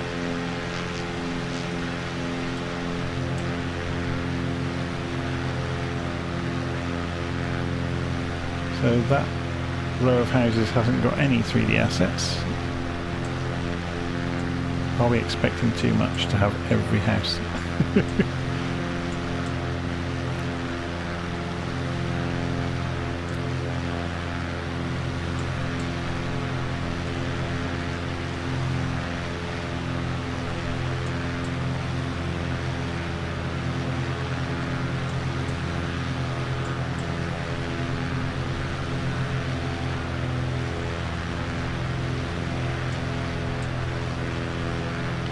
Okay, so we're coming in towards the centre of Temple.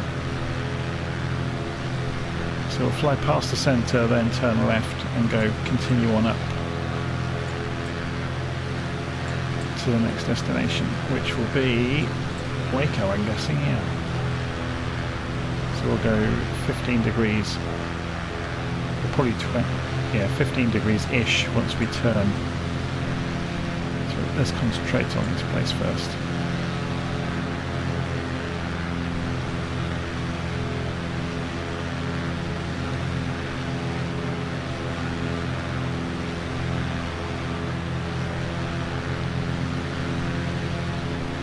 So I'm struggling to see, unless they're having server issues, is this...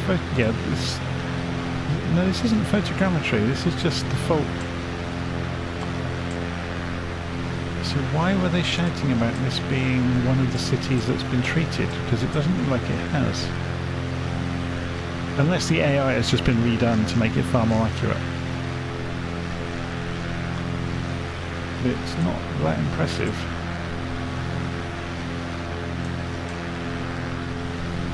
Maybe I'm just not looking at it with the correct... Maybe it wasn't anywhere near this good before.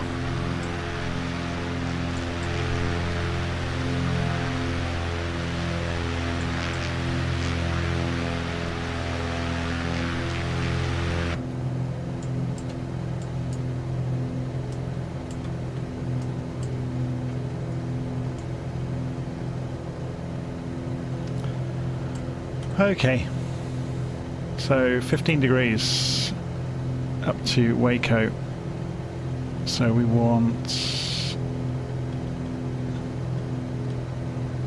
I hate the acceleration on the knobs in Flight Simulator, it's really frustrating. It's doing it again, look.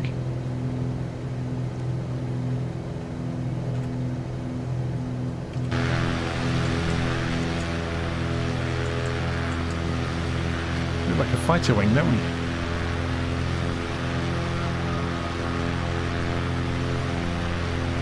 So maybe we should all slew it over to the destination, or should we slew up to Waco first, just have a quick look, and then we'll slew over to Abilene and see what it looks like.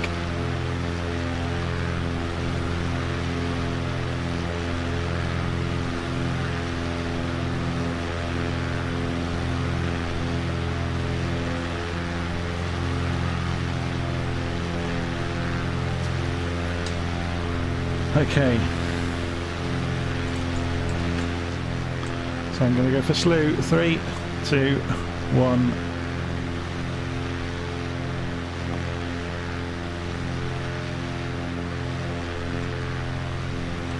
So look at the map. We've got some way to go, haven't we?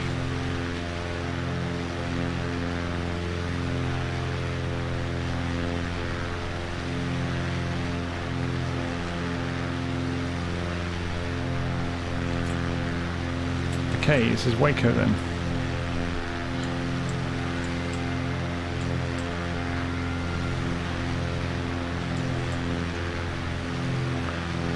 Well, it's obviously quite accurate, but it's not photogrammetry.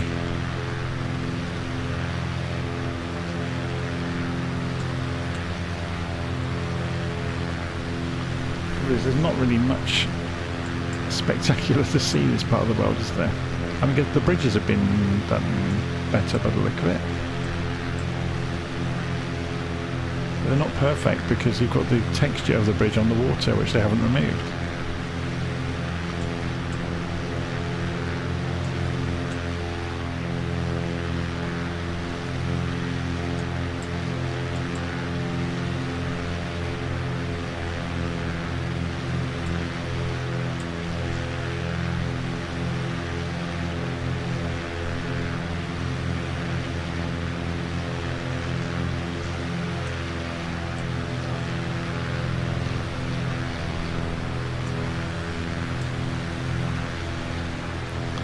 Okay, so Waco is not spectacular, so we are going to slew it over to Abilene.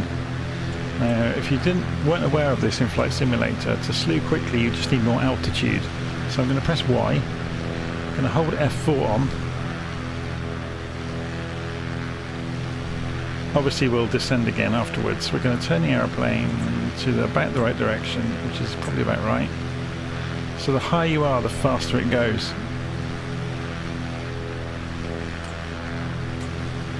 So if we go even higher, the ground speed increases.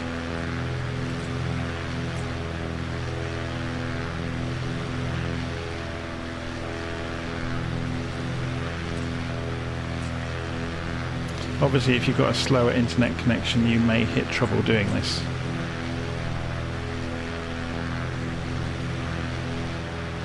Because you're going to have, not be able to feed the data in time. Thankfully, I have an extremely quick internet connection.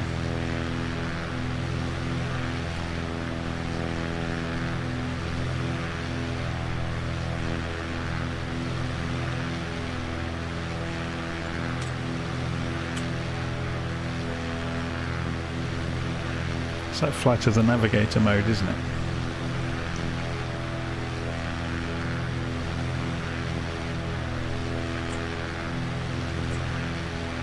Okay, here's the actual place, so we'll come off slew all of a sudden and disengage autopilot because it's going to try and go a different direction.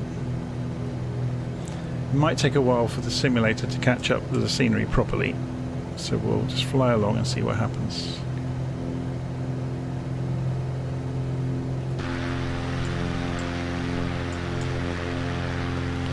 So the enormous airfield here in a huge zigzag shape is Abilene Regional.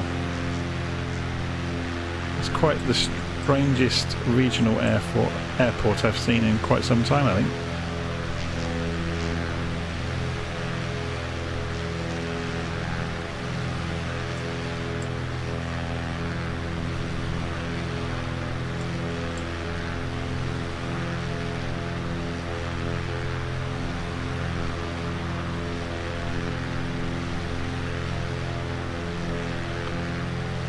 This is looking a bit more detailed though, isn't it?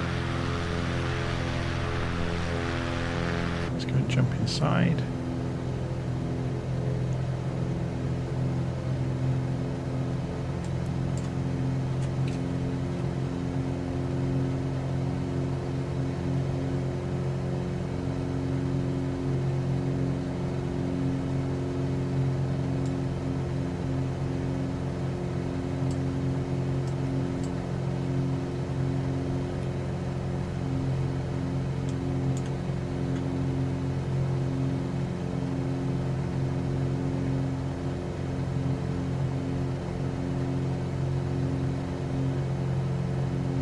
It's all very flat out here, isn't it?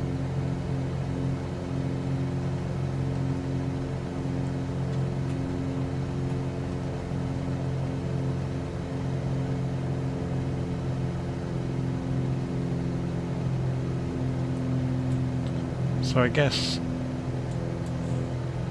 Okay, you've got Dias Air Force Base, which is, as they were saying, is where the B-1s are based. Which is out the other side of the city.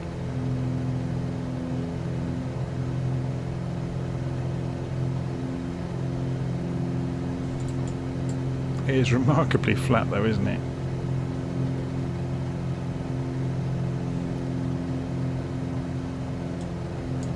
Having said that, the details are fantastic.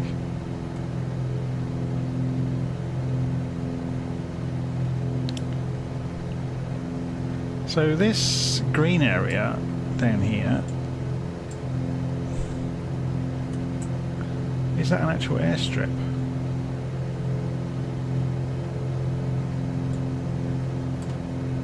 It's between us and the lake, but I can't see on the map.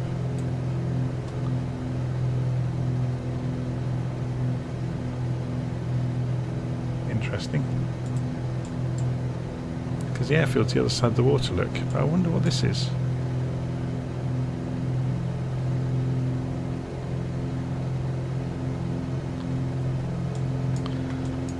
So on about C-130s, the RAF, the Royal Air Force in the UK, have just decommissioned their last few C-130s. They've flown into RAF Brize Norton, I think yesterday, for the last time. So they've been doing various last visits to various bases around the country. So I think the Royal Air Force has transitioned completely over now to a mixture of C-17s and A400s, is it? The Airbus transport aircraft.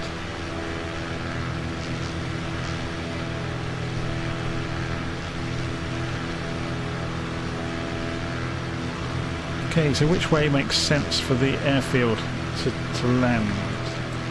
Probably runway 17, looking at the wind. So we'll do a circuit of Abilene Regional, or I will at least, and then come in runway 17.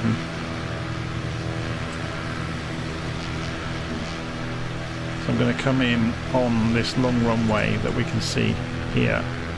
I'm going to come in at the other end of it, so I'll circle the buildings and do a left circuit in.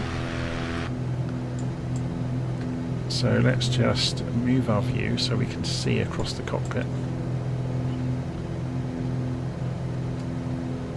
Maybe come into this corner a little bit more.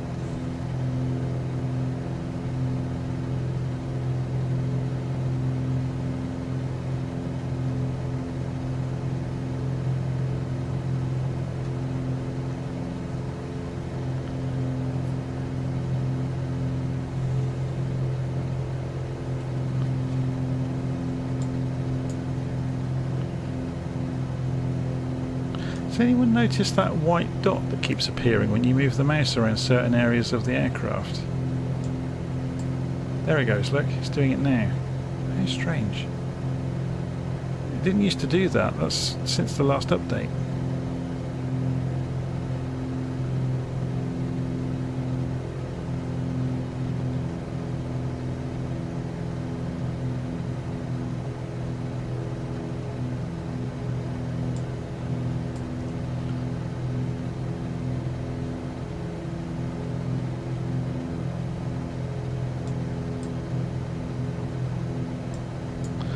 So I was thinking, for anybody that's watching, I've been thinking about doing a refresher on VOR navigation because I haven't recorded anything to do with it for a long time.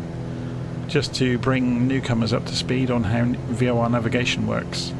So if you think that would be useful, let me know in the comments and I'll record an hour or so flying around VOR beacons, you know, explaining the symbology and what CDI does and all that kind of thing.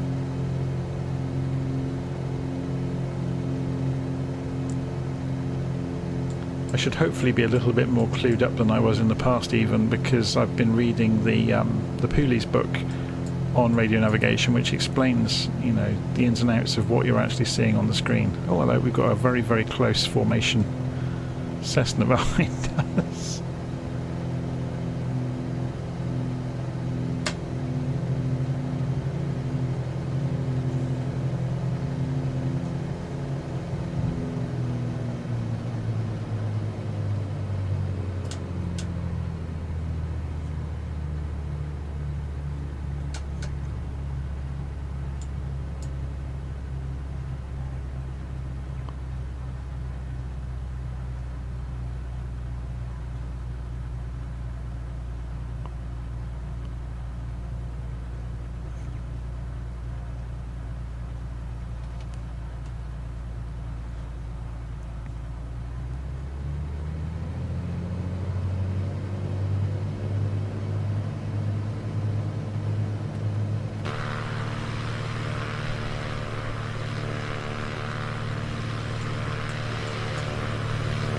flaps are huge on this thing, aren't they?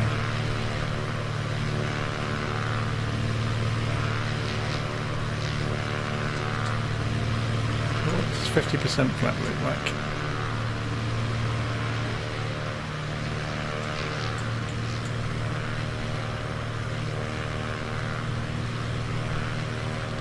So do we get puppy lights here?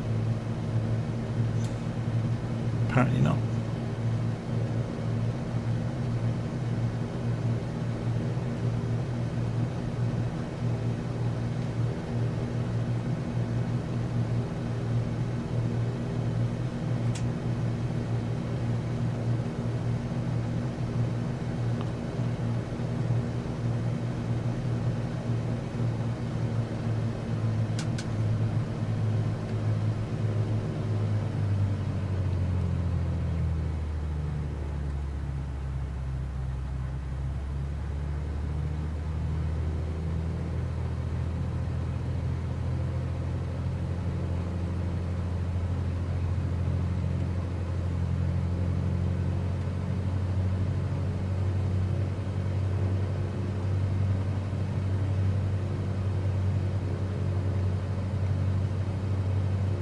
Playing games here, we're seeing how slow this will go.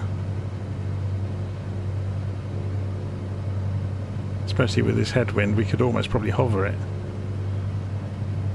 Should we play some silly games with that over the touchdown point?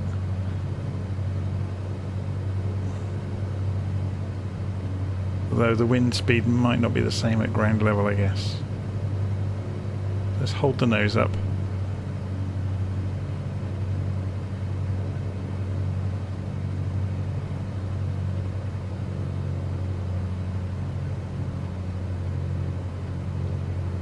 How slow we're going. That's funny. And now it stalls and boing. Let's lift the flaps so we don't accidentally taxi back into the air.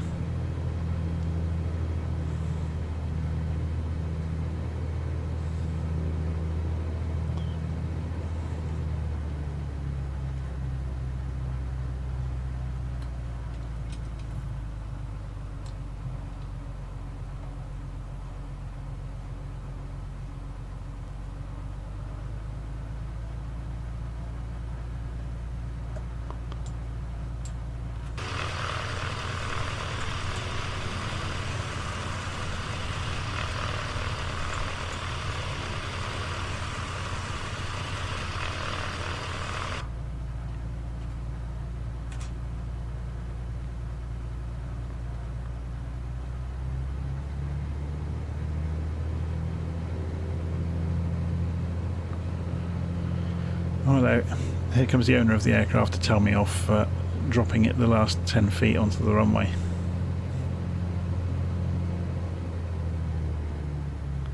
Maybe I'll just tell him the landing legs look nice and springy.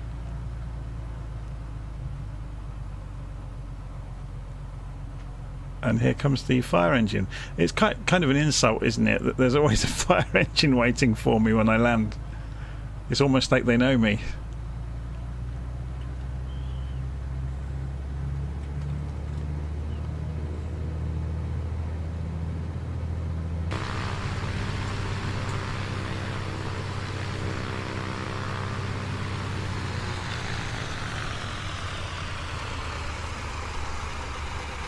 So what have we got parked up today? It looks like a Buckinghamman and a Bulldog and a... is that a...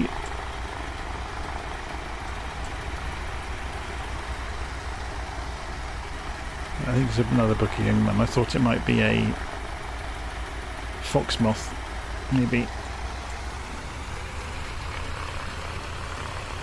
Should we clap that guy on the head for being on his phone?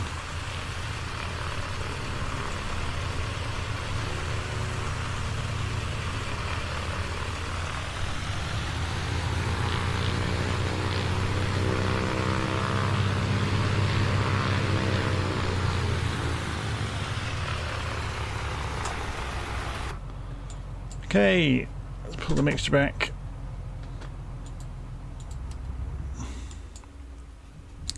Beacon and nav lights off.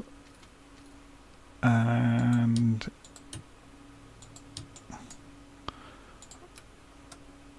Fuel shut off. That's interesting. We still have power to the autopilot. Battery's off. Avionics is off. Fascinating. Is that a bug by any chance? Maybe it has its own batteries. So Lee is saying, yeah, it's a bug. He's obviously spotted that one. That's quite amusing. I hadn't spotted that before. Okay, so I'm going to call it an evening there. So we had a look at some of the new cities. I think the best one I saw was the first one. So we took off from San Antonio, and that was really good. Really, really high quality. And after much circling and messing around, we found the Alamo. So yeah, kind of hidden away in the trees. Okay, so thanks ever so much for watching, and I will see you all again soon. Take care.